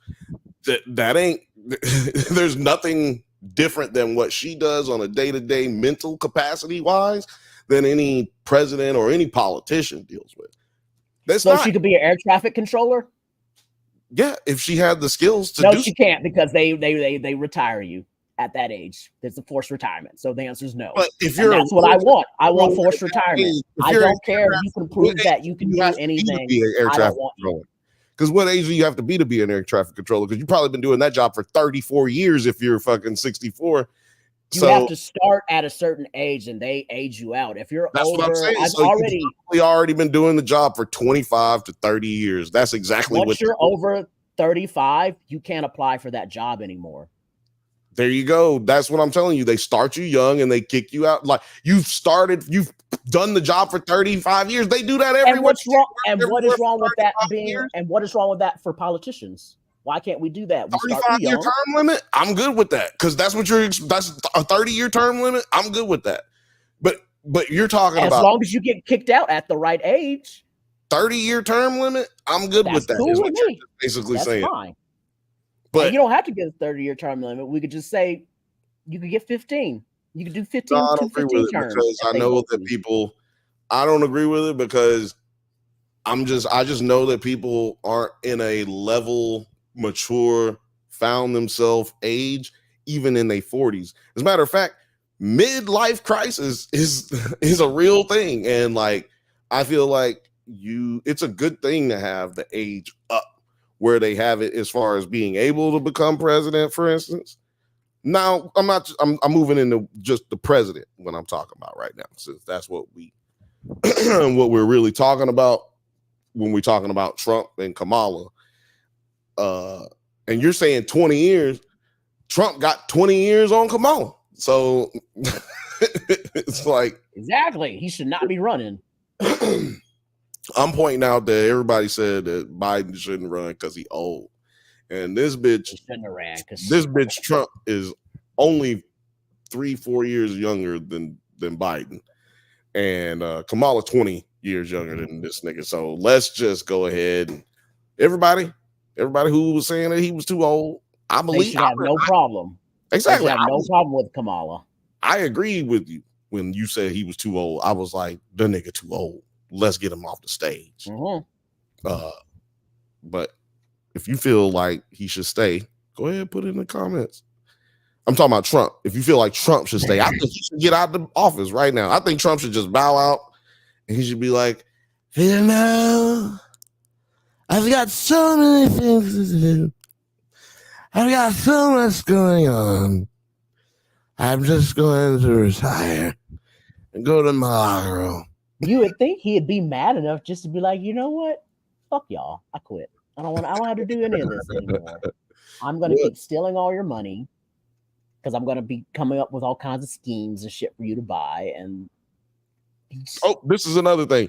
Nine said, if younger people get out and vote, then it will lean more liberal. That's why Republicans were talking about raising the voting age. And also, they do not want these Gen Alphas voting, boy. Republicans get mad when more people go to college. They don't like when their districts get higher educated because less people register as Republicans when they get college educated or higher. I mean, high school education or higher. And also, though, to your point, just to touch on the younger vote. Young niggas don't vote. Like, who cares? Who cares? Who gives a fuck? If I will start caring about ageism in politics when young people start giving a fuck about politics. You can't have a young person in office because you ain't got no young people voting. And that's just a fact. And people be like, well, the black people don't. Nobody votes, bitch. Don't nobody vote. Nobody in this country votes. Go look at how many people voted last general election, and then get back at me what the population is, and you will see it's not even a quarter of the fucking country that gets up and votes. That's just real. And you know, if there's going to be any situation where there was a paradigm shift in the age of politicians, it's got to take place with the vote. Now, for instance, Obama got into office, right, with a lot of a bigger youth vote, one of the bigger spikes that we've ever seen in the youth vote. And what did we get from that? We got younger politicians. We got your Cory Bookers. We got your AOCs. But we also got your Tyler. Back then, back then, your Ted Cruz's and the other people like that, your Matt Gateses. I'm just saying, but it got you younger. Younger votes breed younger politicians. To your point. Now, what has happened? What has happened is less younger people vote. These older politicians stay, and because we haven't had any enthusiasm for politics since Obama left office, then it just goes to show you that it ain't cool, quote unquote, for the listening audience. It ain't cool to be in politics, to be interested in politics. And until TikTok makes it cool again, it ain't, you know what I'm saying? Like, it ain't gonna be a situation where we rock the vote. Yeah, we gotta rock the vote. Vote or die. Y'all don't remember that? You got to be a certain age. That shit right there. I mean, did it work? I kind of remember. I think I wasn't old enough to vote yet when Rock the Vote came out, and I feel like it made me kind of want to vote a little bit. It did at not. The time of being like 15, 16, and seeing, because it was like during spring break and shit too. So I was kind of like, yeah, I'm gonna vote and go to Cancun and drink beers. Spring, summertime, they had Puff Daddy coming up to TRL and shit. Yeah, I was in like high school at the time, I think, and I was just like, damn, I wish I could vote. This is that election year right here. Okay, so yeah, it did work. Yeah, it did work. I was like, I felt like it did kind of work. I just wasn't old enough to vote. The thing is, people who can vote. So it worked on people like me and you, but it wasn't going to take effect till like 4 years later, Obama. But see, I didn't vote for Obama. Well, I'm just saying, like, it took effect, but it grabbed the wrong generation of people, because what politicians don't realize is, like, if I'm in college age, if I just graduated from high school, I'm not watching MTV no more. I'm out here trying to live MTV. Like, I didn't watch MTV my whole high school life, middle school. Like, now it's time to go out and get my dick hard and get it touched afterwards. It's time to go out into the real world. Exactly. It's when people stop acting phony and start acting real. I'm trying to get a different type of road rules. Okay, I have all kinds of plans. So yeah, I think that's where they missed the boat on reaching out to the young voters. You gotta have, they had the right idea. Get the people who young people listen to talk about it. But if you don't have a speaker or something going out to them directly, something hitting them main in the vein, then you ain't gonna really have much going for you. What is the comments doing right here? I'm just gonna comments are doing a lot. Comments are doing a lot. That's the one right there. That's a starred one. Hold on. Here we go. That's a true American right there. That's a patriot. Okay. 9. I'm gonna just start here. I don't even know where else to start. 9 says they should have age/term limits for the Supreme Court. Absolute 100,000 fucking %. That has my vote. That has my vote for real. Fifth Bantha says we can't have any more old people being propped up in the corner like Feinstein either. I agree, but what you're speaking to is not really the politician, and you're speaking more to the politician, the people around the politician. Because in Biden and Feinstein's case, they didn't want to quit them jobs. They was weekend at burying somebody while she was still alive. And I bet if they could have faked it, if they didn't let her know that she was dead, they probably would have kept going with it. If they could have weekend at Feinstein. She quit before she died. Because one of her staffers kept leaking information, and then they forced her out. But rest in peace to her if she passed away. I ain't even noticed she passed away. But somebody got beat with them soaps in a sock in that campaign. in her political, like for real, like Well, office. You messing up. You keep leaking stuff, messing up my cushy job where I just gotta like feed grandma a banana every like couple hours. That's the only thing I do. I'm pulling down 6 figures, and you trying to leak what we doing? We about to all get together and beat you with a sock. Messing up all my federal benefits, bitch. Boom, beat you up. Sack of Valencia oranges ain't gonna leave no bruises on you. But bitch, I got 3 more years till I'm vested, bitch. I gotta get all these benefits. What's wrong with you? Shut up. Oh man. I don't know what they're talking about. They're talking about some kind of the Ventures of Baron von Trump. Some weird. It came out in like 1900s. Was this book, and it almost kind of predicts like stuff Trump's been doing. And I just feel like Trump's just reading that damn book. That's crazy because son's name is Baron. Mm-hmm. Yo, somebody put it in the chat, man. I gotta look this book up. Well, later, not now.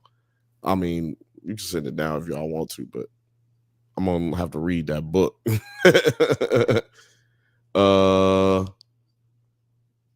Logan's Run, no one lives past 30, and the president. Who's Logan's? Who's Logan's? Logan's Run, that's the name of the movie. Oh, no one lives past 30, and the president is a robot. Yeah, well, like the name of the movie is Logan's Run. Yeah. Well, you know what? That would be what do you call fucked up, right? Like that's some Empire type shit, or no, what's it called? Foundation. That's some Foundation shit right there. Nine knows about that shit. That shit is crazy. If I recall correctly, Obama has record numbers of young first-time voters. Yes, exactly.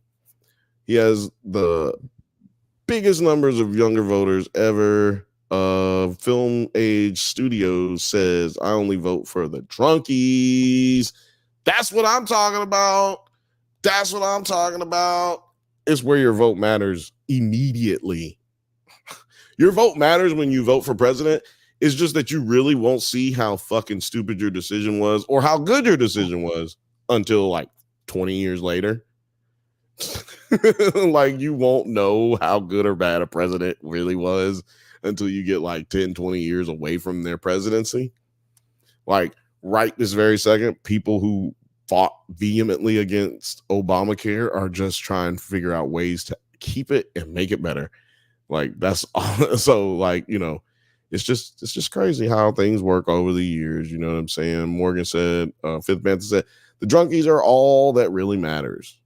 Let's see here what Nine said. When Taylor Swift said to go to register, she had all her young fans signing up. And so Republicans started talking shit about her. Yeah, they did. Logan's Run is one of the greatest sci-fi movies ever made. Let me look this shit up.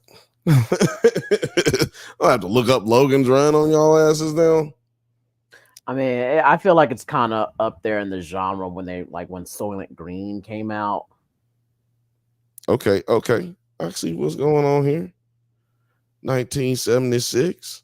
Got a 58% rating on Rotten Tomatoes, and it is got a 67% audience score on Rotten Tomatoes. You know what that means? Does it hold up? That's right. It fits. It makes it on the cut. Does it hold up?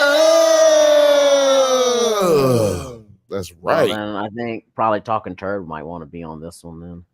He might. I mean, I have to talk to Alex about it. We have so many.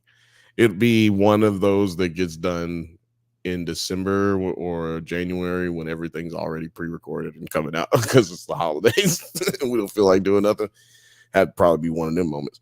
Got so much Does It Hold Up episodes in the so many Does It Hold Up episodes in the can right now. It is crazy. But But he says for sure, he's ready to come on. Yeah, we'll holler at you, dude, because we'll get it in on that one. I have never seen it though, so I'm interested. Oh, it's on Prime and Apple TV. Let's see. No, it's pay for Prime. But yeah, y'all go out there and vote. I don't give a fuck who you vote for, but make sure you vote because you got to do something. Shit. Dylan Smith says, "Have we burnt the Acolyte yet? Have we burnt it? Yeah, we burnt it. We burnt it all the way up. We flamed that bitch all the way up, man. We said it was not good. I burnt it so hard that I didn't even watch it. Zero plans. Yeah, he burnt it so good. You know? I put my money on I'm not gonna watch this. Yeah, Terry didn't take it out the oven. Okay, that bitch is still cooking. He burnt it up so bad. What up though, Dylan? How's it going? What would be funny is if he didn't mean to type, or she didn't mean to say burnt. And it was like supposed to be some other word. My fucking my fingers are so fat, my thumbs are so fat, I type the wrong thing.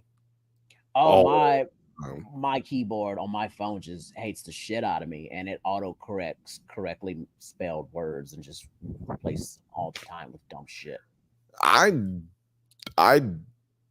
definitely do it on my own. I can't even blame autocorrect sometimes. I can't even blame them. Good call, man. Yeah. Was not gonna watch it. Let me know when The Mandalorian comes back on with Baby Yoda. Oh, speaking of that, did you see the trailer for Mandalorian movie that's coming out? No, I'd be interested in that. It is pretty interesting. I ain't gonna lie. I saw D23 came out with their trailers for everything, and I just caught a little trailer that came out from that. Yeah. Dylan said, "Oh, I meant burnt." It's like, don't you get it twisted now. Flame on. Trying to burn this bitch up. I don't have a burnt I need a flame button. I need a burn, you know what I'm saying? These nuts. Got him. That's what I got for that.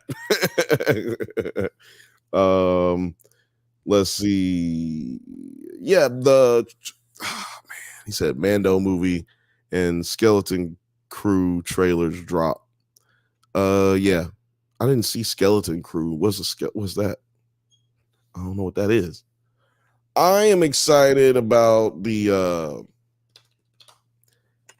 saw Incredibles 3 doing another movie. And I wasn't not excited because I'm going to go see it, but I was excited like, damn, I saw that movie in high school, cuz. I saw that movie in high school. Like, I remember buying it on DVD after it came out on the movies and watching it just to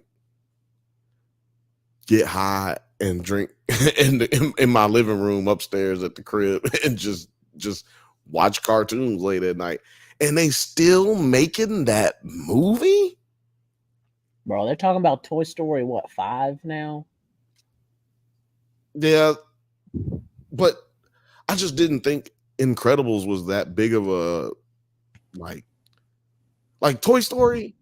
Boom, that's a mega, you know what I'm saying? Like, that's a huge movie. That came out when I was a kid. So I feel what you're saying. Like, that came out when we was children. Like, literally. Toy Story came out when it was age appropriate for me. Toy Story came out when I was still playing with toys, y'all. Literally, we've aged up with Andy because, we are all Andy's age right now. Like, they aged Andy up, right? Yeah, we definitely Andy's age for sure. I don't know, man. I don't know why. I guess I'm just excited for what they gonna do with it. Like, what in the hell could you do with this movie? Like, I saw the second one. I saw and the second one came out years and years and years later. I feel like there's probably just as much space between the first one and the second one as there has been between the second one and the third one now that's gonna come out. Like, it's not like they came out like this. The Toy Story movies just kept coming. You know, they know that these kids is gonna make these movies. I mean, watch these movies. But it goes back to what we was talking about early in the business side of the things. Like Disney said that they're gonna ratchet up sequels, and from the Pixar sequels. I think we're gonna get a Monsters movie. And yeah, we getting the Incredibles. We might be getting an Ice Age. Do you think we're gonna get an Ice Age? I could see an Ice Age happening.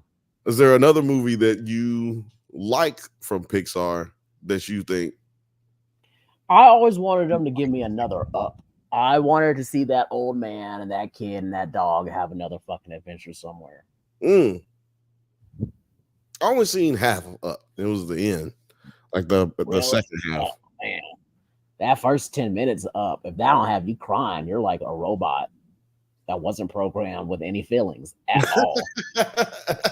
It's not gonna have me crying because last movie I cried in was Fox and the Hound. But no, I'm telling you, Up. But if I saw Fox and the Hound right now, I'd probably cry. The first 10 minutes of Up, you're gonna be like, oh wait, there's something in my eye. Don't look. I lied. Last movie that I cried in, because I've only cried in 2 movies in my life, and the last movie I cried in was Everything, Everywhere, All at Once. Hit me, got me, he got me, cut me deep. Not gonna lie, that scene where you've seen it before, right? Oh man, it's got this one scene where the husband and wife are having this conversation in a different universe, like a different multiverse, and that shit just broke me down. God damn. Talking Turd said, I would love to see a Pixar Star Wars Toy Story using Star Wars toys and maybe G.I. Joe. I'm assuming what that's well, what had that. We've had that, and they need to make another one because that was called Toy Soldiers, and that's one of the greatest movies. And I, for one, definitely think that shit still holds up. So I watched it like 2 years ago, and I was like, yeah, this shit still okay. Good. I don't know, man. You think that one holds up? That's crazy. I think that's on the list. Toy Soldiers. Oh yeah, definitely Toy Soldiers holds up. What's this talking about? Beau DeMayo here. Film H says Beau DeMayo just dropped why he was dropped from X. He finally bullshit. Hold on. Breaking news. Stop everything. Hold on. Film Age, send in your goofy ass Instagram message right now. Hold on, Film Age. I'm sending it to you right now because I need this information. I got to do some Google. What in the world? Did they kick me off of Instagram?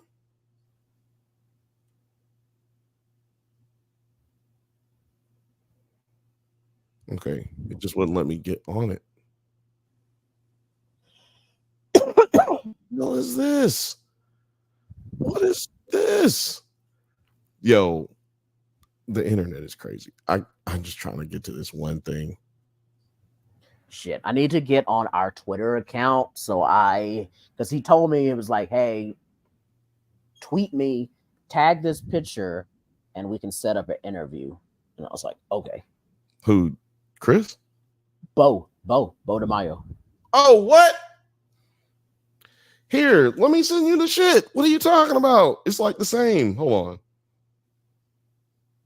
on. I'm gonna like stop the show real quick. let me get through that right now. Cause I started the Twitter page. Indian in the Cupboard. That's a good one. That's a throwback classic. I respect that one. That was a good movie. I remember the movie came with like a case and a key, and it came with like a little figure, and I was so pissed off that it didn't actually work. I think I was like 8 or 9 when that shit happened, and my aunt had a copy of it, and she was like, "Let me play with it." And it came with like the little cowboy and Indian figure, and you would lock them in the VHS cassette when they had those big ass clam cassettes, and let them niggas never came to life. So I was real disappointed. Okay, I'm trying to pull up this. I am surprised they don't pull off another Indian in the Cupboard like remake right now. Maybe I should stop talking about it and just do it. Every time I think of something like that, I always got to tell myself, shut the fuck up and just do it. It's like you know the right people to get it done. Okay, I'm about to try to share my screen here. Ooh, would you watch an Indian in the Cupboard anime? Me? I'd watch an Indian in the Cupboard anime, yeah.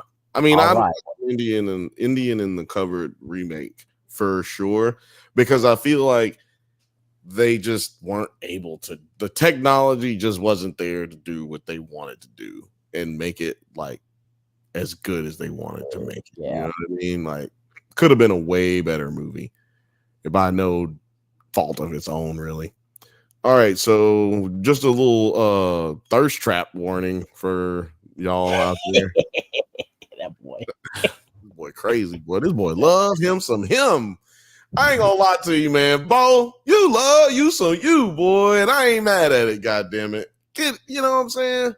Old football player looking ass nigga. I just like the fact that we are the same height-ish. I like all the short kings starting to dominate that anime industry, just the TV industry, the movie industry. Yes. And we're gonna tell you we're under 5'7". Short kings. Shout out to the short kings out there. I just love seeing the short kings with fucking confidence, man.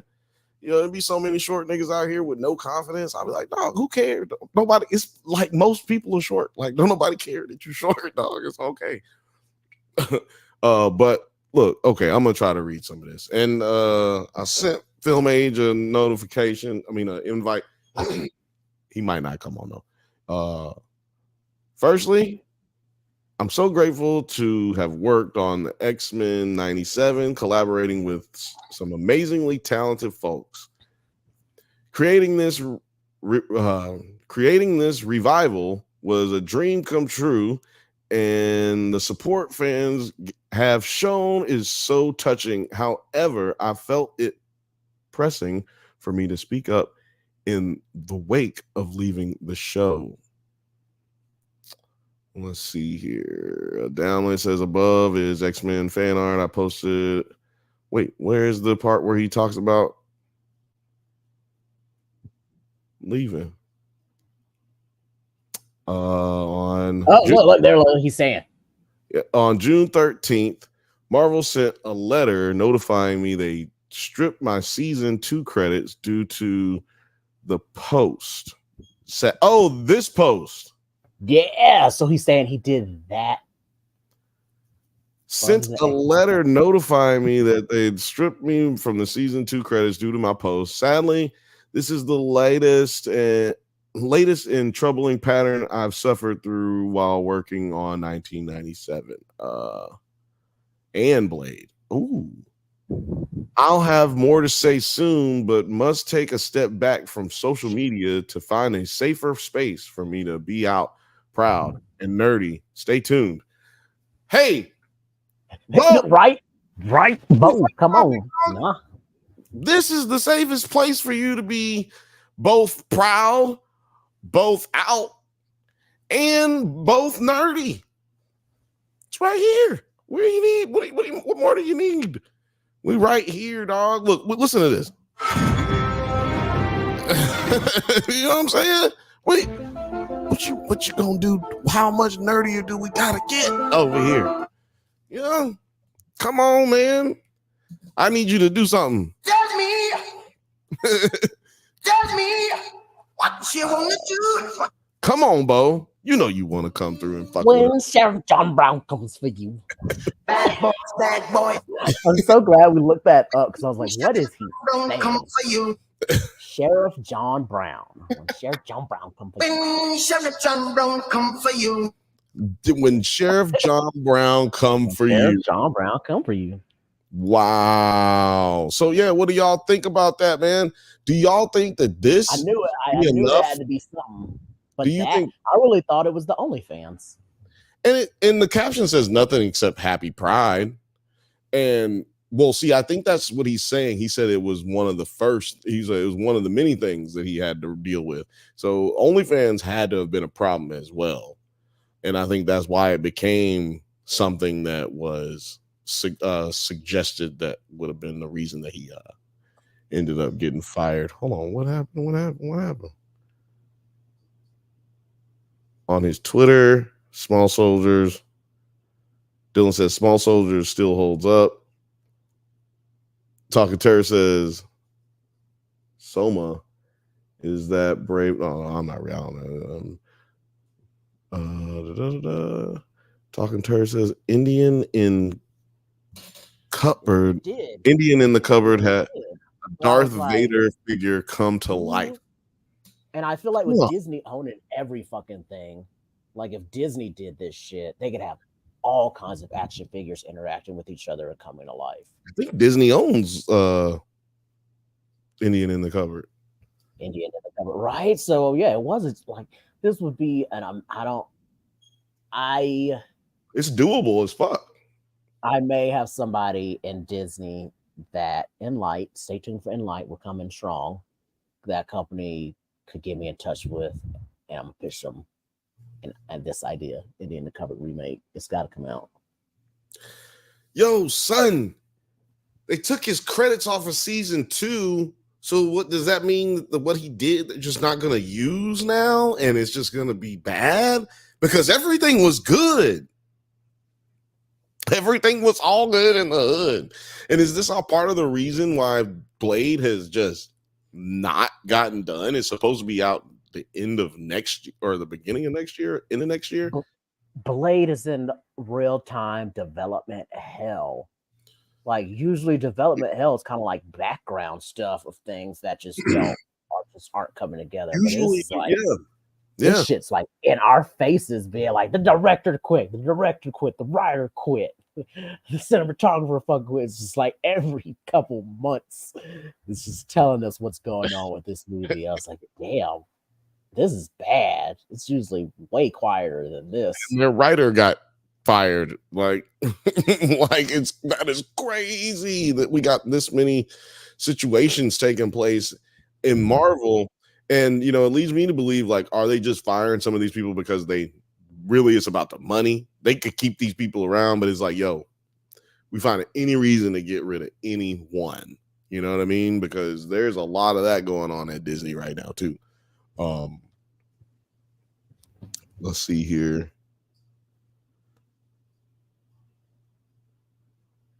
Film and Age said, I'm out and about, can't get on, but I'm gonna quote and tag and let him know Drunk Banthas and Nerds at Night is the best space. It's the best safe space. It's the best safe space. It is.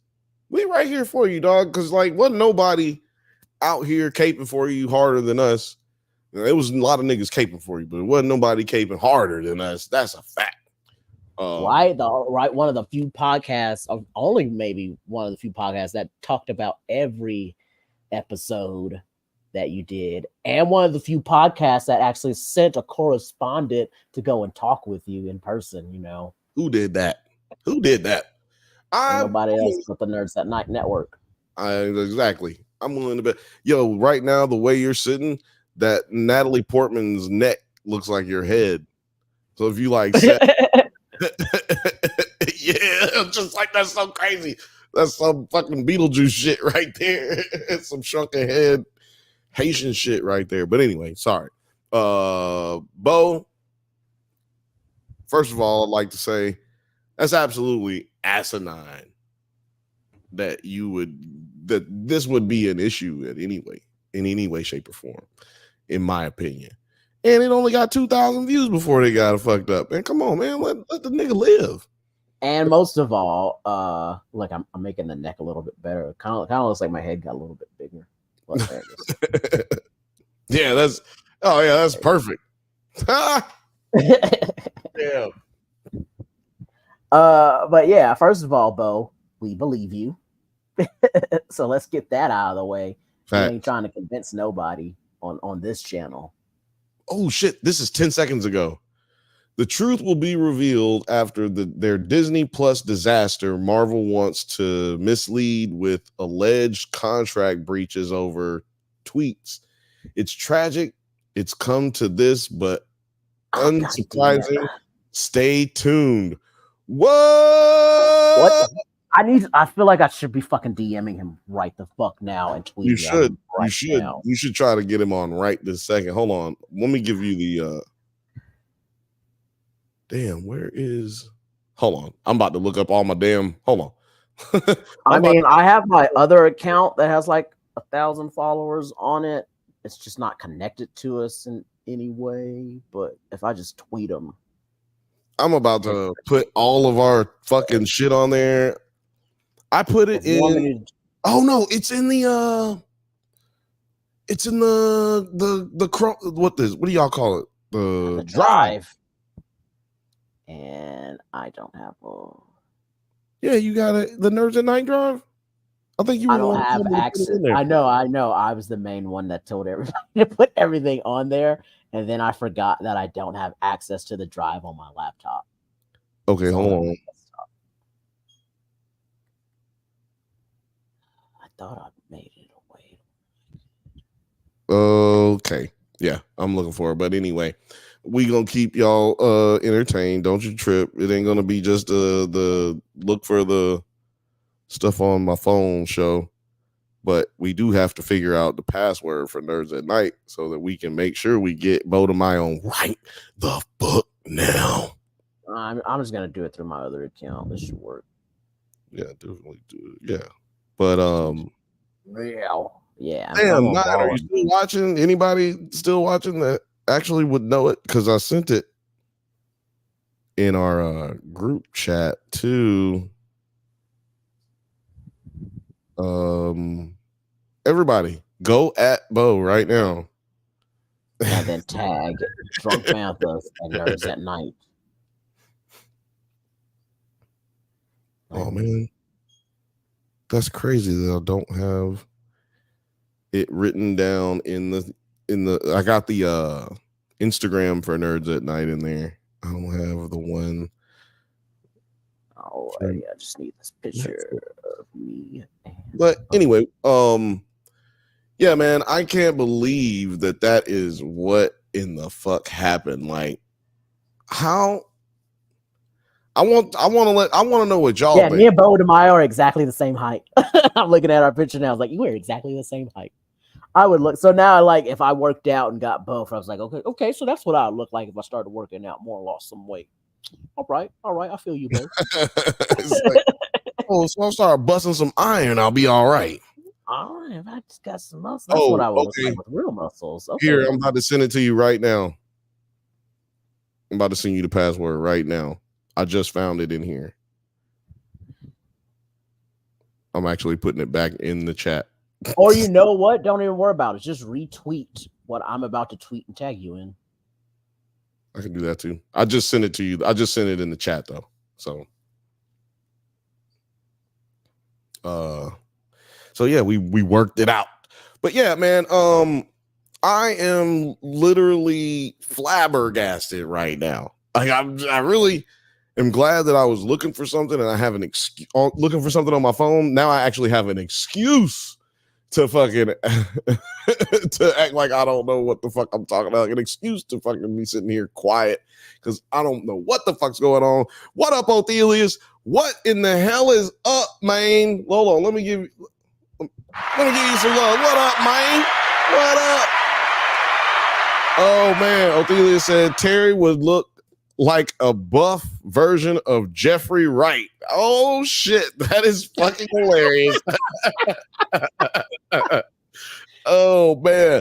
Well, you don't know what's happening right now, Othelius. You must not have been on earlier. I don't know if you know or not, but we just found out, thanks to some boots on the ground reporting from Twitter, Film Age has let us know that Beau DeMayo has revealed the reason that he got fired from Marvel. He stated, firstly, I'm so grateful to have worked with all these people. Yeah, whatever.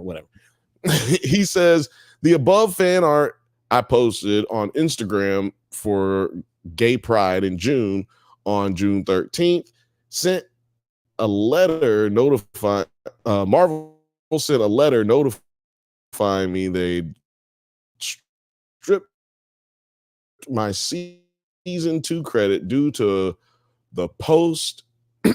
And sadly, it is the latest in troubling pattern on X-Men and Blade.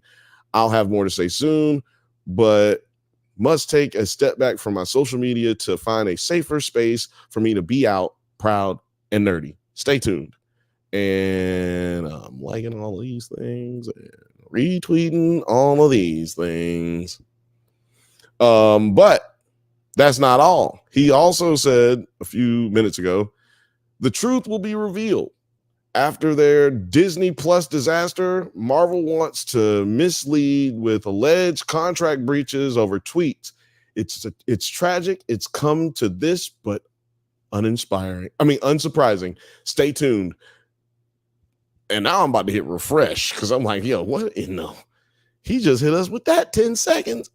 So yeah, that was 6 minutes ago. So we in real time with these tweets, y'all. We real time with it.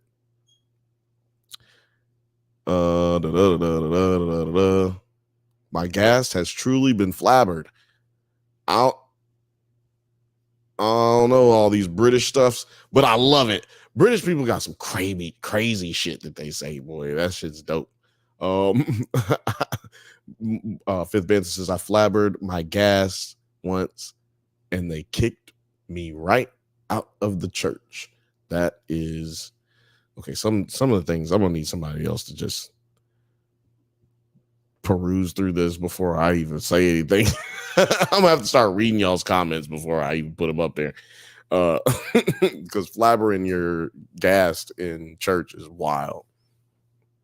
But yeah, man, y'all haven't answered my question at all in the chat.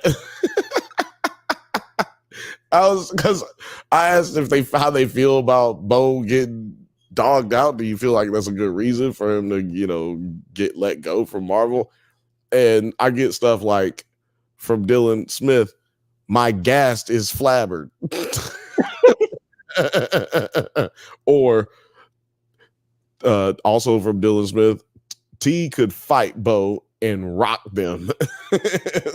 Man, I appreciate that, but I don't think I don't know. I'm kind of scrappy. I was raised in the trenches of Port Arthur. Yeah, you from where? Oh damn, it's Port Arthur and Beaumont, and those are two places you don't know with nobody from. It's like I'm from there. So if you find out somebody that you know is from Beaumont, Texas, don't fuck with them. Don't fuck with them. And like the new, speaking of that, with DreamCon making an announcement now, they're now in Houston, even closer to that area, and I'm just like, somebody's getting shot at DreamCon this next year because they're gonna be hanging out with Drake. I don't know, probably not. He just moved to Houston. He just got his driver's Houston. He's claiming Houston, but I'm just saying, I think DreamCon guests that are going to be flying in, not from Texas, are going to have a rude wake-up call. Lit in Houston. It's going to be lit. Houston. H-Town going down. Oh, Dylan said, wait, I wasn't paying attention. Okay. And for everybody that is following us on Twitter, go please like and retweet that tweet.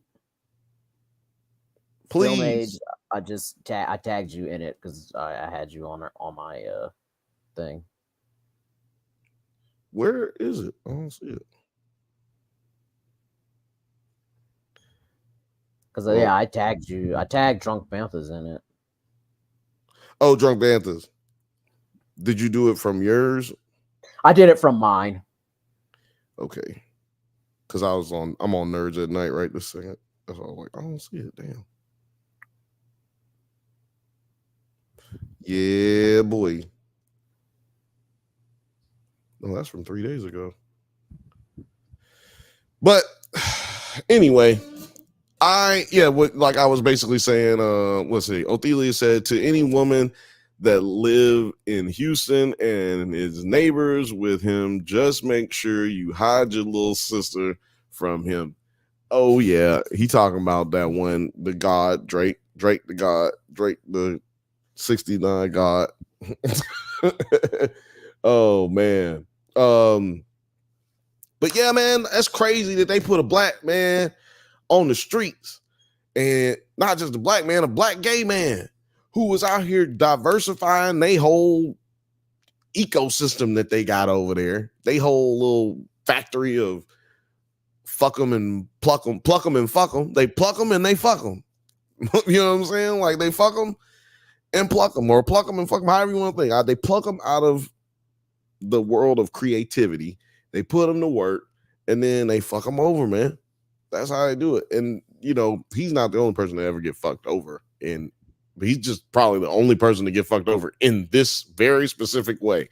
We all thought he got fired because of an OnlyFans page. But dude lost his job because he posted a picture of fan art that somebody else did, and he reposted it on his page. No, that's wild. That is probably the craziest thing anybody has ever been fired for.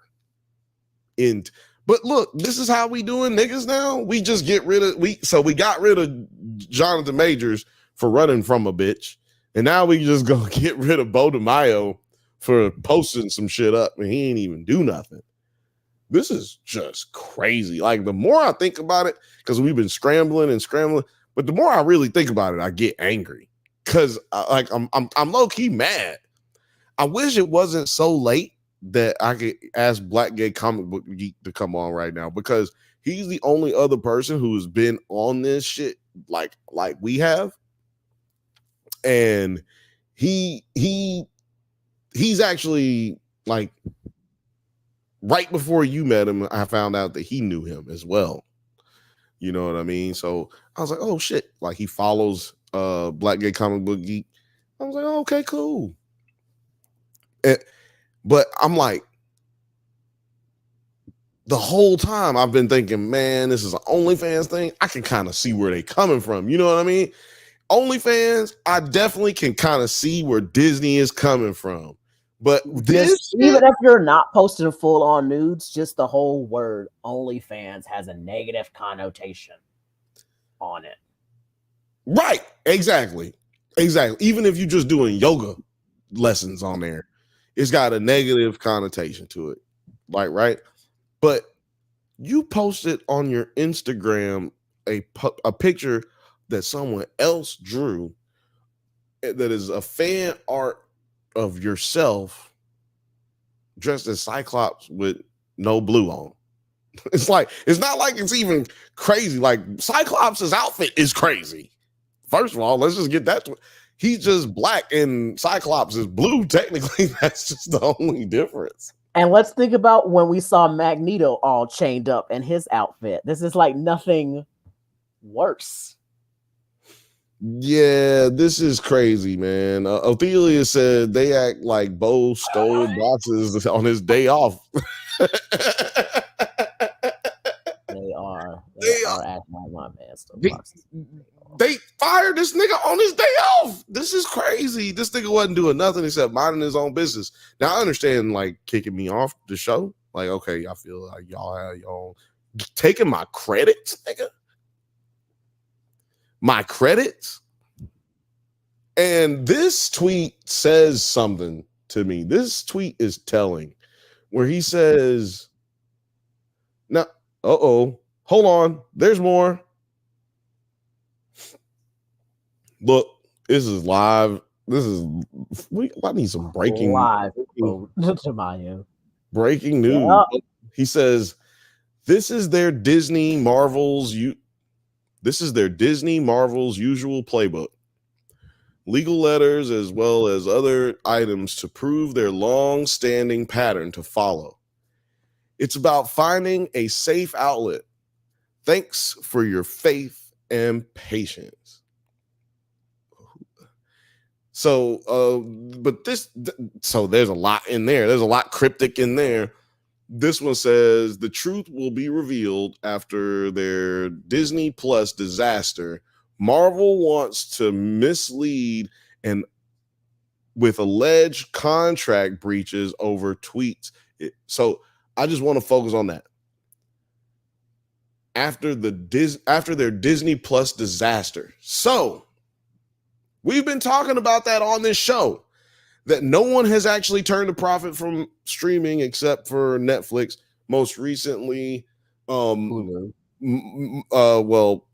it's Disney. So Disney it's Disney. I thought Hulu was the second one. It is Hulu, but it's Disney. You know what I'm saying? They're combining it all. That's what part of all these mergers and all these bundling is all about.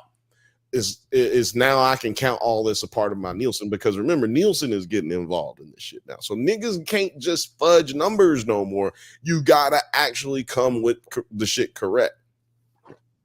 And we've been saying that Disney Plus, all the streaming services don't put your eggs in that basket, because as of right now, who's to say if this stuff is going to be successful?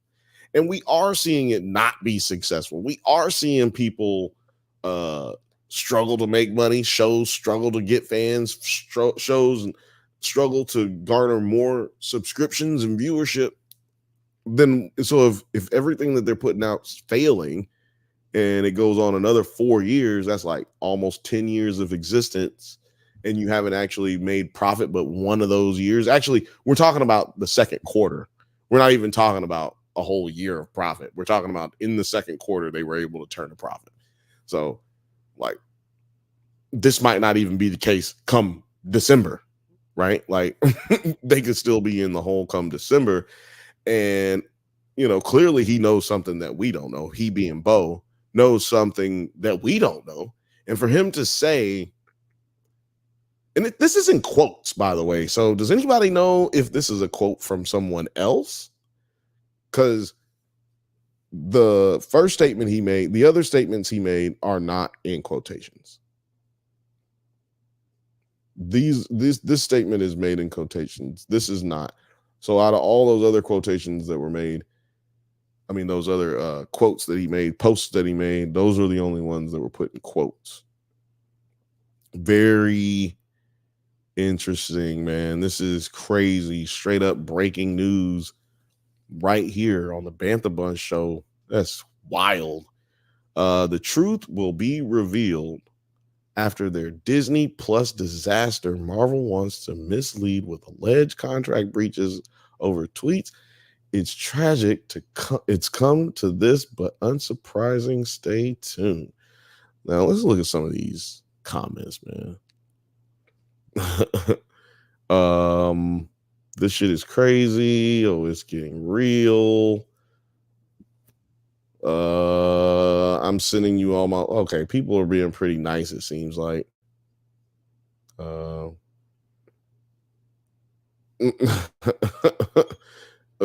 Hey, man, leave a comment on there and be like, hey, come talk to us about it. We're a safe space. Oh man. What? How do I do that on here? Oh. Do I do this? Reply, yeah. Yeah, there you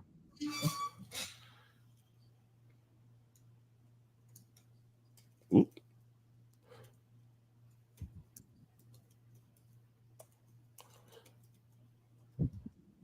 Y'all see this? I'm typing.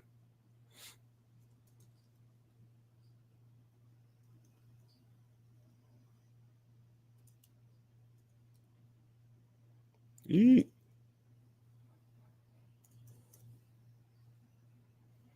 Oh, what is our handle?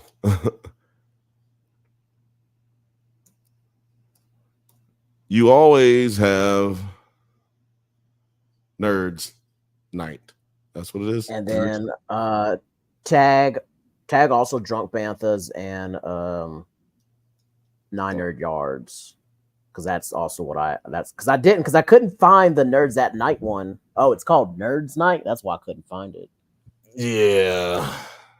So I didn't end up tagging us on that. So. Oh no, somebody already got Drunk Banthas. Oh yeah, that's why I had to go Drunk _ Banthas. I fucking hate fucking Twitter. Why? Really? I just typed in drunk. Okay, yeah, there it is. What? Yeah, you're already. Yeah. Do I tag? How do I tag in here? This is like watching old people. When you're doing apps, it tags. Yeah. Then I'll just tag. Doing the at thing is tagging.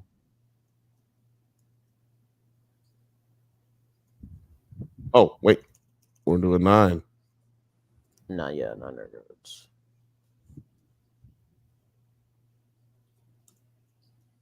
It's acting like I don't fucking follow these people. Go ahead. Tag me. Oh shit. My bad.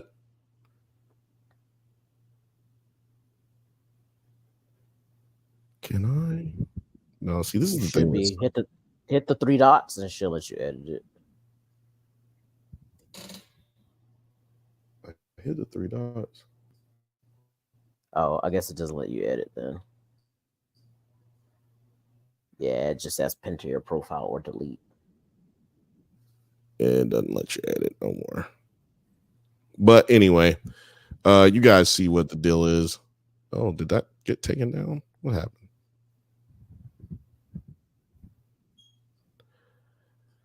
Oh, Beau. Oh, Beau. I am shocked right now that this is what got this nigga took off television, man. You lost your job fucking around with this. This is crazy. Disney gets sued by homophobic conservatives. Also, Disney fires black gay man on his day off. That is a fact. Oh my God. Man. Breaking Beau. I love it. Shit. Yeah. Shit, he might as well get high now. You might as well come on over here and get high with us, Mr. DeMayo. Man, I really feel I said it already. I feel bad, man. I need to take a shot. I feel bad for Beau because this should not happen to anybody. Black, gay, white, gay, black, straight, white, straight, man, female, trans, alien. I don't care. It should never happen to nobody, man. You shouldn't lose your job because of a cartoon picture. Like, I don't know. I don't fuck with this. It's kind of got me off it knocked me off my rock. You know what I'm saying? Like, this kind of took me off my steez real quick. Talking Turd says studios are setting a precedent. I think you're halfway right about that, man, because this kind of seems like a situation that we're about to see bubble over, and it might not stop with him. I was about to talk about Joaquin Phoenix ending his movie that he was going to do because it was a gay role that he didn't want to do, but it was the movie that he greenlit and he got everybody on it. It's like, nigga, you started this shit. What is wrong with you? A whole bunch of people lost their jobs because this guy decided literally within the last seconds of getting ready to film, that he didn't want to do the gay scenes for the gay character that he created for a show that he greenlit, a movie that he greenlit. So, but I was going to talk about that. This is more pertinent. This is more, this has so much more to do with what we be talking about here on the Drunk Banthas channel and Nerds at Night channel. Gay, black, conservative, trans, alien. Yeah, Shouldn't happen to no gay, black, conservative, trans, alien either. It should never happen. Yeah. I think that Talking Turd is right. It's the tip of the iceberg. Othelia says them Disney niggas saying the deception and shame song from Lion King 2. Beau has security sent him out the building. Beau as security sends him out the building. But you know what I'm saying. Y'all don't know what the fuck. I don't know. I'm having trouble reading today. I don't know why. But yeah, he said the Disney niggas sang the deception and shame song from Lion King 2 to Beau as the security sent him out of the building. They threw his ass out the building like it was goddamn Beverly Hills Cop 1. Oh man, this is crazy, man. I'm a little off. I'm telling you, I'm a little off because of that shit. Let me take this shot.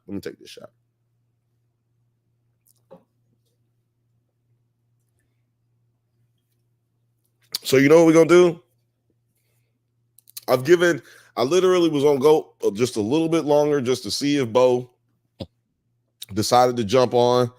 I'm gonna assume he's not going to because he said he's gonna step away from social media for a minute. So I'm just gonna assume he's not gonna. This is all he plans on divulging for the time being. But if you happen to see us on in like an emergency situation coming up here on like a Friday stream all of a sudden, or if you see us streaming Saturday all of a sudden, and definitely make sure you tune in on Monday. You know what I'm talking about? Because you never know who's gonna be on the show, and you know it could be Beau. You know what I'm talking about? It took me so long to get to that rhyme. You never know who's gonna be on the show. It could be Beau. It took me so long to get there. I didn't know how I was gonna get there. I'm looking for your tweet still, so that I can like it, share it. I see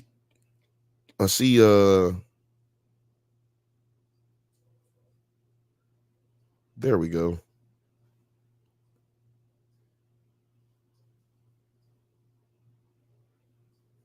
Where are you at? Balling on a budget? Mm-hmm. Okay, here we go. Retweeted, and it's like, let's go. Please, seriously, if you got a Twitter account, please go on the Twitters, and I almost said the real name. Please go on the Twitters and bug Beau DeMayo and tell him to come check out Nerds at Night and Drunk Banthas. That's Nerds Night, NERDSNITE on Twitter, and then drunk_Banthas on Twitter, and go tell Beau to come over here. Now we probably ain't gonna get it done in tonight because he's probably LA bound. You know, he probably lives in LA or on his way to LA, wherever he is. If he's smart, he got on a red eye and then tweeted this and turned his phone off. He probably ain't dealing with none of this right now. Othelia said Terry cloned the Banthas. They cloned Bill. The sequel to They Clone Tyrone. I am here for it. Shit. Written by Beau DeMayo. He ain't got nothing to do.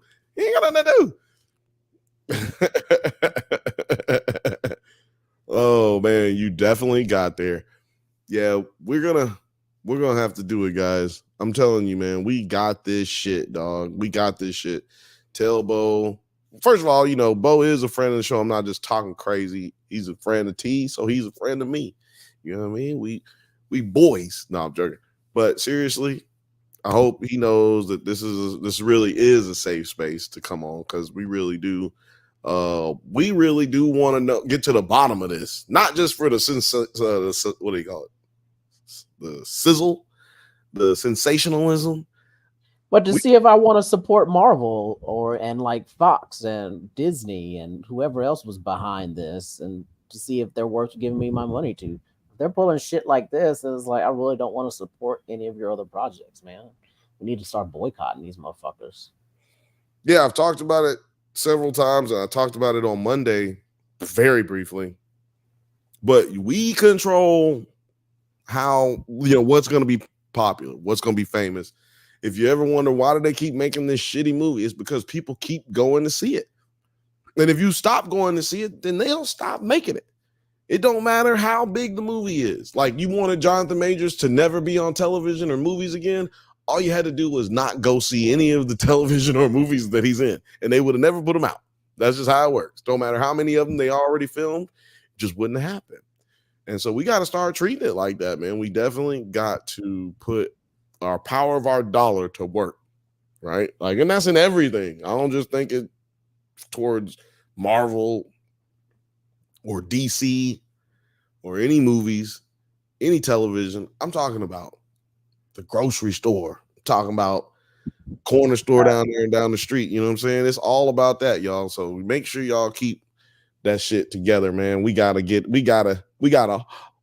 stay together. Are we gonna be on for much longer? I need to go get my clothes out of the dryer, but I did want to. What did I just send us earlier? Oh, did we talk about the whole Disney lawsuit? No, we didn't. You want to go ahead? Yeah. I need to take a 10-minute break and get my clothes out of the dryer. You know what? I can take a 10-minute break. I can let you come in and I'll let you take a break and come back and we can get it. We can talk that. We can talk about that. Othelia says they fired Beau DeMayo like Disney fired Tom Washington from Goofy movie. They hating on my people.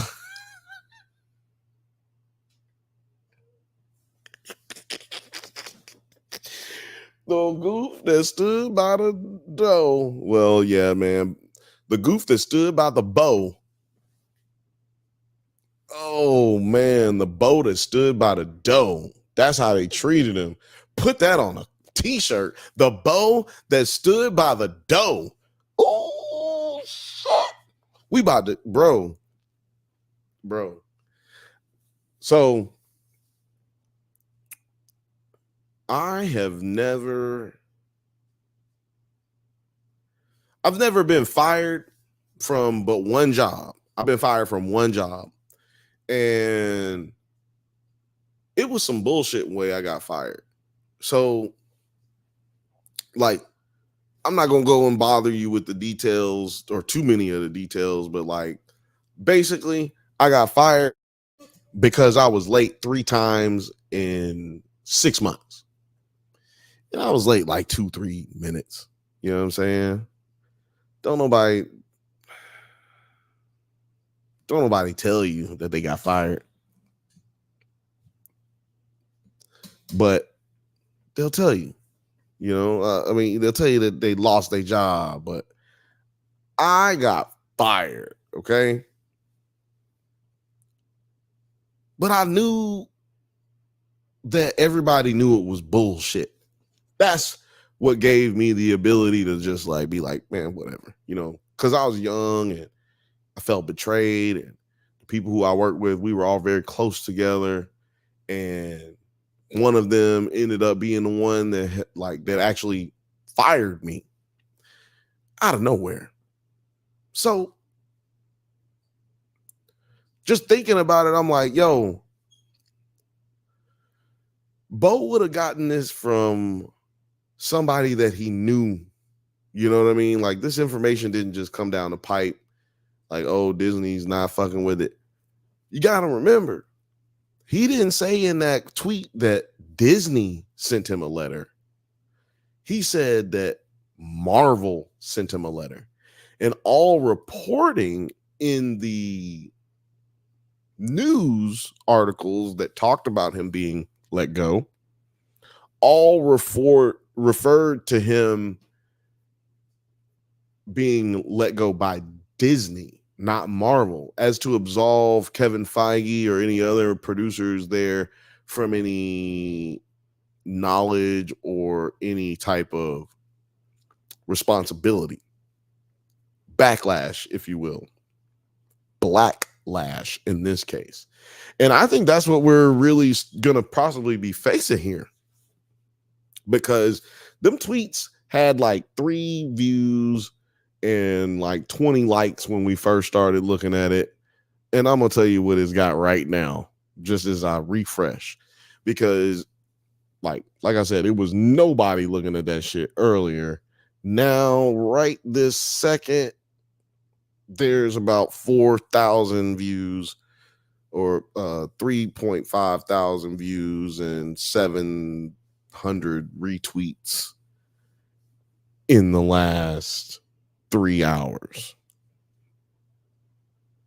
Well, I guess, yeah, in the last 3 hours or so. And the one that he posted about 22 minutes already has about 400 likes and 50 retweets. I'm about to repost it right now.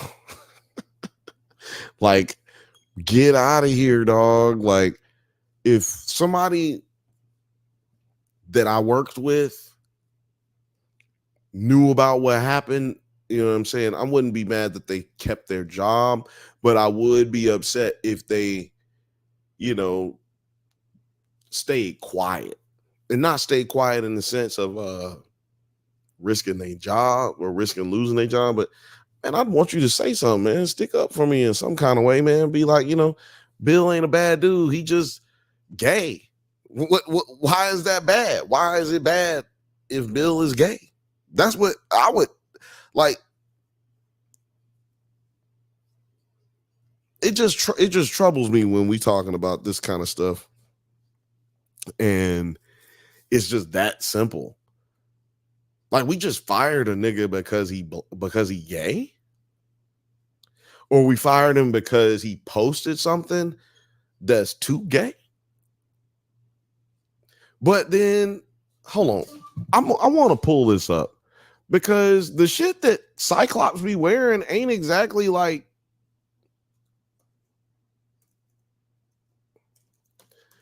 It's not exactly like not gay. I mean, I'm about to pull up some pictures of Cyclops right now. And you guys tell me if these outfits are a little gay. I mean, just look at these. Oh my God. Look at this. Look at your man's. That's the action figure. That's for Turin. This is oh, I'm sorry. I didn't share. I didn't share the screen. You guys, you gotta tell me. You gotta let me know in the chat when I'm not sharing the screen. If so I don't sound stupid. But look at this. Look at these outfits that Scott Summers has worn over the years. Are y'all gonna tell me that this right here made for children? You gonna tell me that this isn't sexual? That this isn't hyperly male sexualized energy right here? I mean, Cyclops, ain't nobody saying Cyclops is gay. I mean, a lot of people say Cyclops is gay, but that's not the conversation here. The conversation is about the outfit. Like, what about this is less provocative than what we got here? Oh, shit. What about that?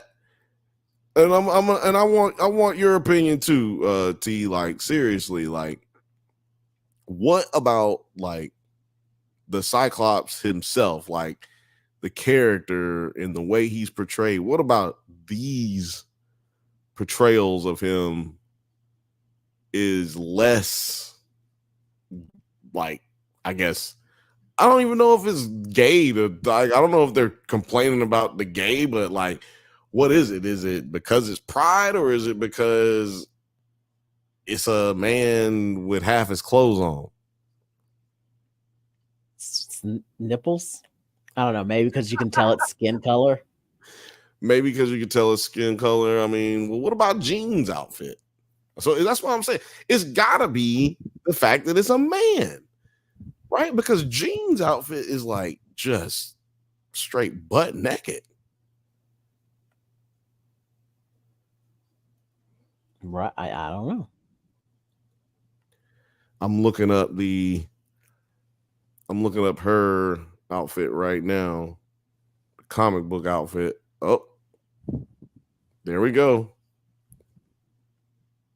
I mean, she's basically naked. Well, in the comics, she's basically naked. Like this action figure kind of makes it look like she's got on actual clothes, but she's basically supposed to be naked, like with these. Oh, boom! Like, come on, man. What is about Jean that's not over sexualized? Or Rogue or any other character like Gambit? All of them, man. I just don't understand what in the world we're talking about right now. We're talking about a cartoon, man. We've seen more risque things in a Ren and Stimpy episode, you know? Like, come on, dude.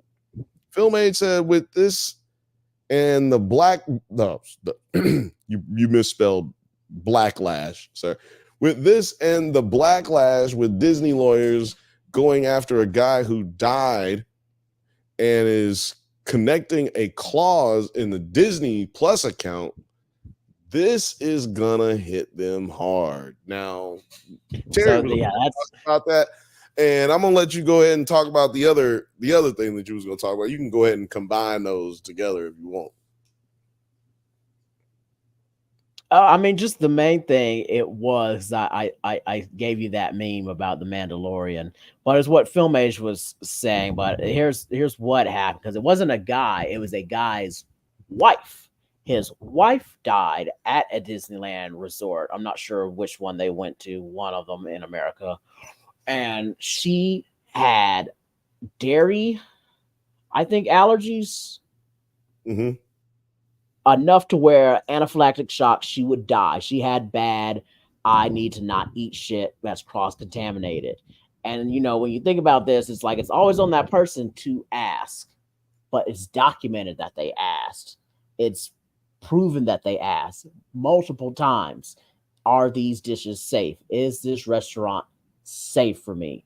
You know I have these allergies. When you make this dish, don't cross-contaminate it. That was reiterated to these staff people, to the Disney resort multiple times. So they were well aware of this and encouraged her to go there. And then she was served something she wasn't supposed to eat, and she died. And so now they're having a rightful wrongful death suit against Disney. And Disney's defense is arguing because he signed up on a Disney Plus account for a free trial. I don't even think they have Disney Plus still, but for the free trial, when he signed up, there was a clause in there that says that he cannot take them to court without going to arbitration first. Like, he can't just jump the gun and sue them for something, which that's in a lot of clauses of where before you can sue them, you have to take them to arbitration first so you can try and work something out and then go to a court.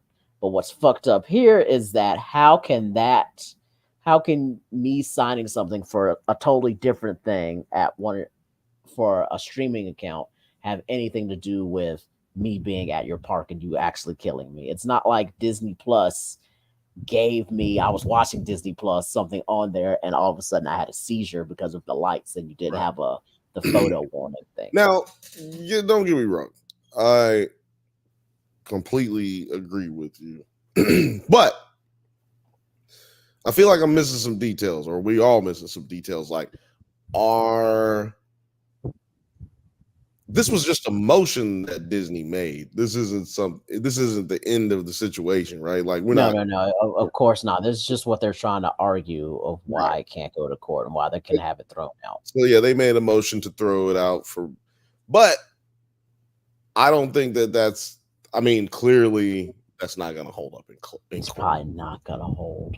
And because the intention of those types of terms of service agreements isn't so that you can't sue them for anything, but it's like, so you can't sue me directly related to what you're signing up for. Like, you're not going to be able to sue me if you end up having an epileptic seizure in your living room from the visual effects of the app that we're using. And because we didn't have a warning at the beginning telling you that if you have epilepsy, you can't watch this. They're covering their asses on that. And not to mention they had a lot of racist shit on the platform when they first started it because they were just using regular shit, which I agree with. Don't fucking change my shit. Don't edit my shit. Don't put a warning at the beginning of it for me. I mean, if you're going to have to do that, you damn sure should be able to put all of it up there as it is. But my point is that it's not to be. And they're also saying that on the ticket itself, when you buy a ticket, it has like a similar clause to where you got to take them to arbitration first before you can do a lawsuit. But that's within the park. It's like if I'm driving down the street, like if I leave Disneyland and I get back onto the 110 and head home north, and a fucking Disneyland truck carrying all this shit that's supposed to go to Disneyland, and it just fucking just runs into me and tears my whole shit up, leaves me looking like Tracy Morgan. Like, does your clause extend that much? Like, I can't sue you now because this tragic accident that happened to me. I can now not sue you because I bought a ticket at Disneyland. Like, no, but here's the argument isn't that like they can't sue them, is that you can't jump to a lawsuit first. Right. So that's why I was like, this, it could hold up, and the way, and if it is on the ticket, I was like, they might have a point. But if it's on the ticket and they were in the, so this is my if they were in the park, they were at a restaurant in the park. Right. So if it's on the ticket, so, I can kind of see why they're arguing it, and it's just like, as the defense attorney, you're supposed to like try all avenues, even if they're all kind of stupid. But if it's on the Disney Plus of why they're trying to argue it, it's just shady and slimy. And it's like, you killed somebody, bro. Just stop it. Stop. If it's on the Disney Plus account, though, like that's what's bothering me. I think that's one of those things where it may have been mentioned, but they don't really mean it. And like, you know, somebody picks it up and hears that, and there's like, oh, they're trying to sue them because it's like, no, they're just probably referencing something that's on a Disney Plus account, but it's probably more or less has to do with that same clause being on the actual park ticket. Yeah, I'm willing to bet that somebody saw exactly what you just said, then went back and looked at their terms of service on their Disney account, on their Disney Plus account, saw that the same verbiage was there, and they were like, yo, they could just do it. But they're just kind of running with it. You know how people get. Right. Well, yeah, the truth, the lie get around the world twice before the truth puts his pants on. Like, that's just how that works. But I think that those terms only apply to the platforms that you're entering and or signing up for. So if you're entering into the park, that applies there, and it only applies there, right? And then and then it applies to Disney Plus. Like, you can't sue me, like I said, if you get an epileptic seizure, you can't sue me for the seizure because you were watching, or if you don't appreciate what's on the TV, you can't sue me because of that. And I think, it's not that you can't sue, like you said, is that you can't jump to the suit. You have to go through arbitration first. And I will say this, that's not a bad deal. I know that sounds crazy, and I know that dude lost his wife, and that's a tragic situation. But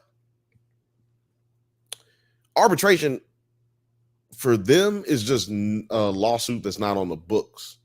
Because they're doing the same thing that they were going to do when they went to court. They're going to pay you. And it's going to be undisclosed. And you're going to not be able to tell anybody about it. And you're going to be able to live a life that no one ever dreamed of. No one in your family ever dreamed of living a life this good. And so I think that it's important to keep that in mind. People keep that in mind, that these people are pretty much going to get the same thing, most likely, regardless of arbitration or court. They're going to probably get the same thing that they would have got anyway. Like, as far as money goes, it's just bad for Disney to have a lawsuit in the paper. And look at what it did. Just look at what this little bit of a lawsuit already did. Like, we having a conversation about them being fucking communists, basically. Like, we having crazy conversation about them that didn't even necessarily have to happen. Zippy, what's happening, Zippy? Shout out to Zippy. Welcome, welcome, welcome. Administrative remedies first is kind of a common thing, even in some laws. Yeah. Yeah, I think if you can work it out that way, it's sometimes better. But if you're just small time Donnie or dude, whoever this dude was, like, who lost your wife, that's not the first thing you're gonna think of, and it's probably not the first thing that your lawyer is gonna think of. You probably can't even afford a lawyer that's gonna think about this kind of shit. And clearly he didn't. This lawyer didn't even know. His lawyer didn't know about this. Otherwise, we wouldn't even had to have this conversation, right? Like, his lawyer didn't know about this clause that Disney has, apparently. So I would say, first, get a better lawyer, sir. Get a better lawyer. Switch him out. Even if he's working pro bono for a firm that said they would do it, switch him out. Move around. Because that dude did not even know that clearly, because there's no motion. That motion shouldn't even been had, because you should have been in arbitration. Because if it exists, there's no legal workaround around it. Like, you got to go to arbitration. And maybe you do end up back in court. But that sounds like a lawyer who just wanted to either get a payday or didn't know what the hell he was doing in real life. Let's see here. Before we get out of here, I'm gonna read some of these comments, and then I gotta go, because I gotta get some weed and I gotta eat some food, y'all. But that's just because I'm a human being. Shout out to all of the YouTubers and kickers who go for 8 hours a day. I will never do that. I don't care how much money y'all give me. I mean, I do care how much money y'all give me, but that will not affect the amount of time that I spend on YouTube on a daily basis. Dylan says, no, not starting with that one. Talking Turd says a lot of restaurants have disclaimers regarding allergies on the menu that cover such situations as this. That's right.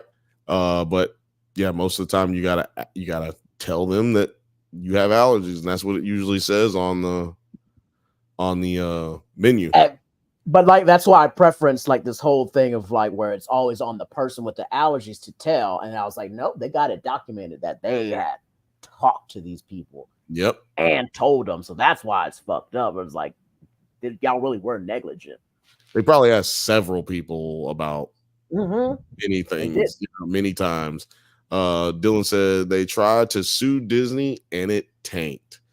You know, it's just like those Disney TV shows that be coming out. They tried to put them out and they tanked. Othelia said Disney been on bullshit since Powerline. Hold on, damn. The comments coming in, making shit jump up. Disney been on bullshit since Powerline, the greatest song ever. Release the wash it. Hey, release that shit. I think he's talking about, I think I know what he's talking about. I think he's talking about the Goofy movie. Goofy movie. That's right. Oh man, I got to do some research for next week's episode, because, and it's probably going to get even better by next week, because City Girl Mayor, Super Mayor Tiffany Henyard is in some trouble. Oh, and I wanted to talk about it today, but we're running out of time. Yeah, Film Agent's gonna have a fucking heart attack if you tell him his girl going to jail, man. They say she missing from meetings right now. Alex. what else is going on? Oh, she fired the chief deputy, and the other one is now been indicted. He's been officially indicted, and they think he's gonna flip on her too. She fired that other trustee that was like always up her butt, that black dude that was always like defending her. He been fired, and they say he's working with the FBI now. Mayor Lightfoot's report has finally come out. And what is it? They're like 3.5 million in debt. God damn. Supposedly from having a surplus budget before she came in. Now they're 3.5 million in debt. They were at a surplus. Now they're 3.5 million in debt. And they also had they're looking at the receipts, and they found like $50,000 in a single day to Amazon on a city card. Damn, $50,000, and I bet you half her shit didn't even make it to her. Oh no, with $50,000, they get your shit to you on time. She got that super prime. She got that prime account we don't know about. Right. For y'all who just joined us, just so you know, we normally don't do this show this long. Drunk Bantha definitely goes this long. I mean, the podcast, Drunk Bantha podcast, definitely goes this long sometimes. But we don't usually go this long on the Bantha Bunch show. But Beau DeMayo dropped exactly why he left or why he got fired from Marvel. It's shocking to us. We thought it was OnlyFans. Turns out it's because of a fucking fan art photo that he reposted of him as that wasn't even that provocative at all. Like just wearing the yellow. Yeah, it wasn't that provocative at all. It looked like it was a rendition of him in the Magneto outfit, except Cyclops version of it. Right. It was the exact same thing. And the insanity of it all, it kind of bothers me like a lot.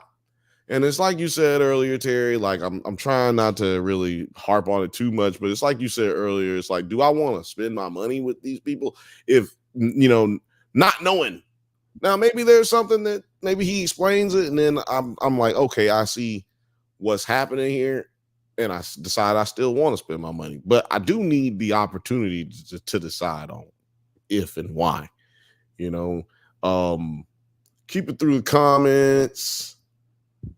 Literally, I just basically did that so Alex understood what happened, because he just walked in, he didn't know what the fuck was going on. Damn, Disney, roughly worded disclaimer states that what? Let me read this. Roughly worded disclaimer states that although we take every effort to prepare dishes to be allergy free, we cannot guarantee contamination, basically saying the customer eating it at their own risk. Yeah. I mean, those things are hard to get through anyway, legally, regardless of Disney or anything. Like, those are kind of hard, and most people are just going to settle anyway. Zippy says, I subscribe. Maybe we'll run into you guys again sooner. Don't really know what you're about. Well, Zippy, we are about nerd stuff, man. We only talk about nerd news. We cover movies, television, in the sci-fi, horror, action, comedy, all of the beautiful nerdy things that you love, man, and that we love too. And it just so happens that we may get drunk while we do it. I mean, and random politics too. Yeah, on the Bantha Bunch show, we talk about politics whenever you want to talk about it. You know what I'm saying? Whenever it's relevant and funny. But also like Tiffany Henyard still in my like Tiffany Henyard, man. Like, come on, man. We also will hook you up with your own corrupt, beautiful female lawyer, and you too can fall in love, man. We are matchmaker show. We do all kind of stuff. Ask Film Age. We hooked him up. We got him hooked up. Now, see, that's an inside joke, and all you got to do is come back, join us every Thursday, 7 p.m. Pacific time, right here with your favorite cousin Bill, and producer TB here as well. And then Drunk Bantha's podcast, that's on Mondays, 8 p.m. Pacific time. Every Monday, every Thursday, we don't miss no days, 52 weeks a year. And that means I'm hitting it fucking what? 104 times? 104 times a year I'm on your TV screen. I mean, or your phone screen or your laptop screen, however you watch. But yeah, Zippy, I really appreciate you, dog. Really appreciate you. Shout out to you. Thank you so much for joining up. And if you like us enough, you can go ahead and join the members on Drunk Banthas, and we'll get you some members only content. No feet, unfortunately. So I apologize. Dylan says, yeah, Oath, you're right. I wasn't paying attention to the conversation. Little Frothy says, holy shit, you guys are still going. Love it. And Zippy Fit said, just found you because I was looking for interesting lives. Trying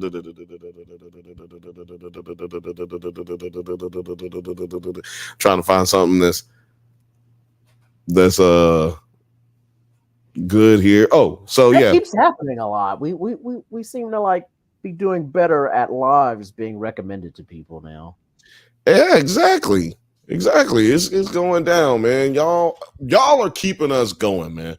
Not gonna lie, this shit started out as just the members only, moved over to just doing it regularly for everybody, and we're gonna do some other members only content. But man, I really appreciate y'all, man, because otherwise it'd just be me sitting here talking to myself, and then Terry jump on, and then I talk to him, and then we just look at each other for a little while, and then we get off live.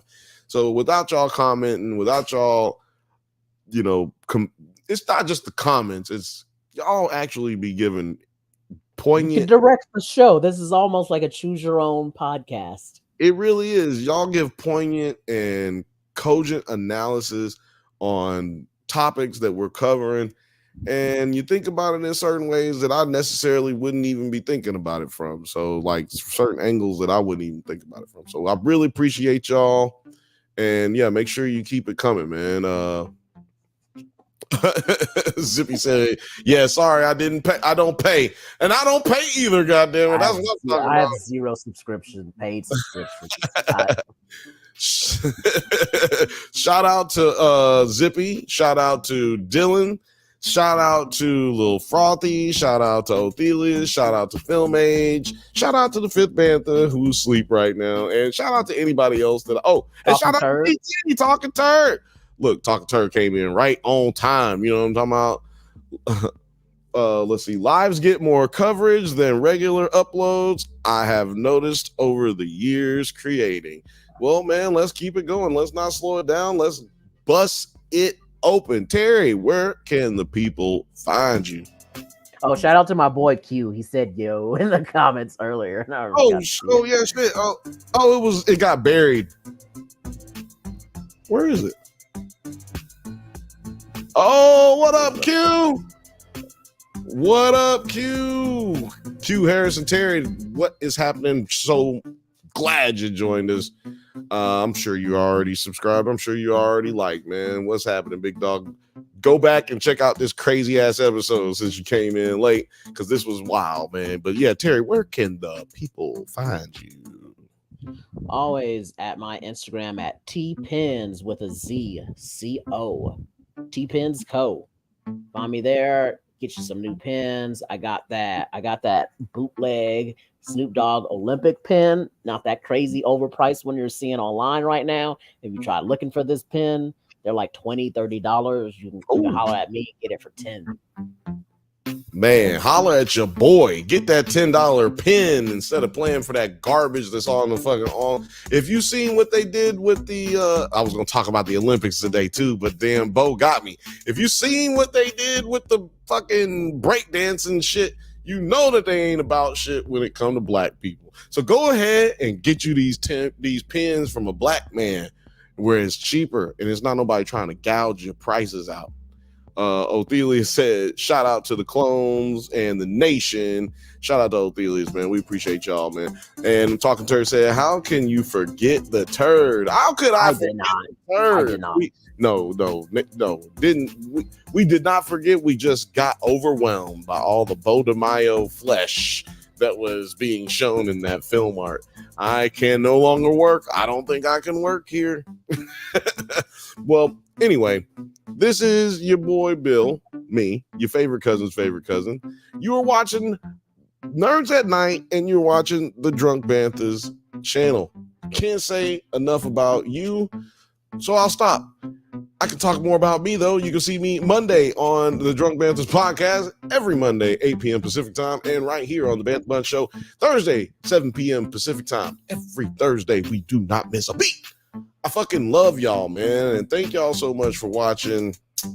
I don't even know why you're still watching right now, but you watched to the end, and we love you, baby. So make sure you come right back here, and if we're going to do a surprise podcast with Beau DeMayo, oh my God, what's going to happen? I don't know. I'm not promising shit, but I am promising you'll have a good time next time we hit this live button. Pick yourself up and lay yourself down. It's late, bitch. Y'all have a good night. Peace.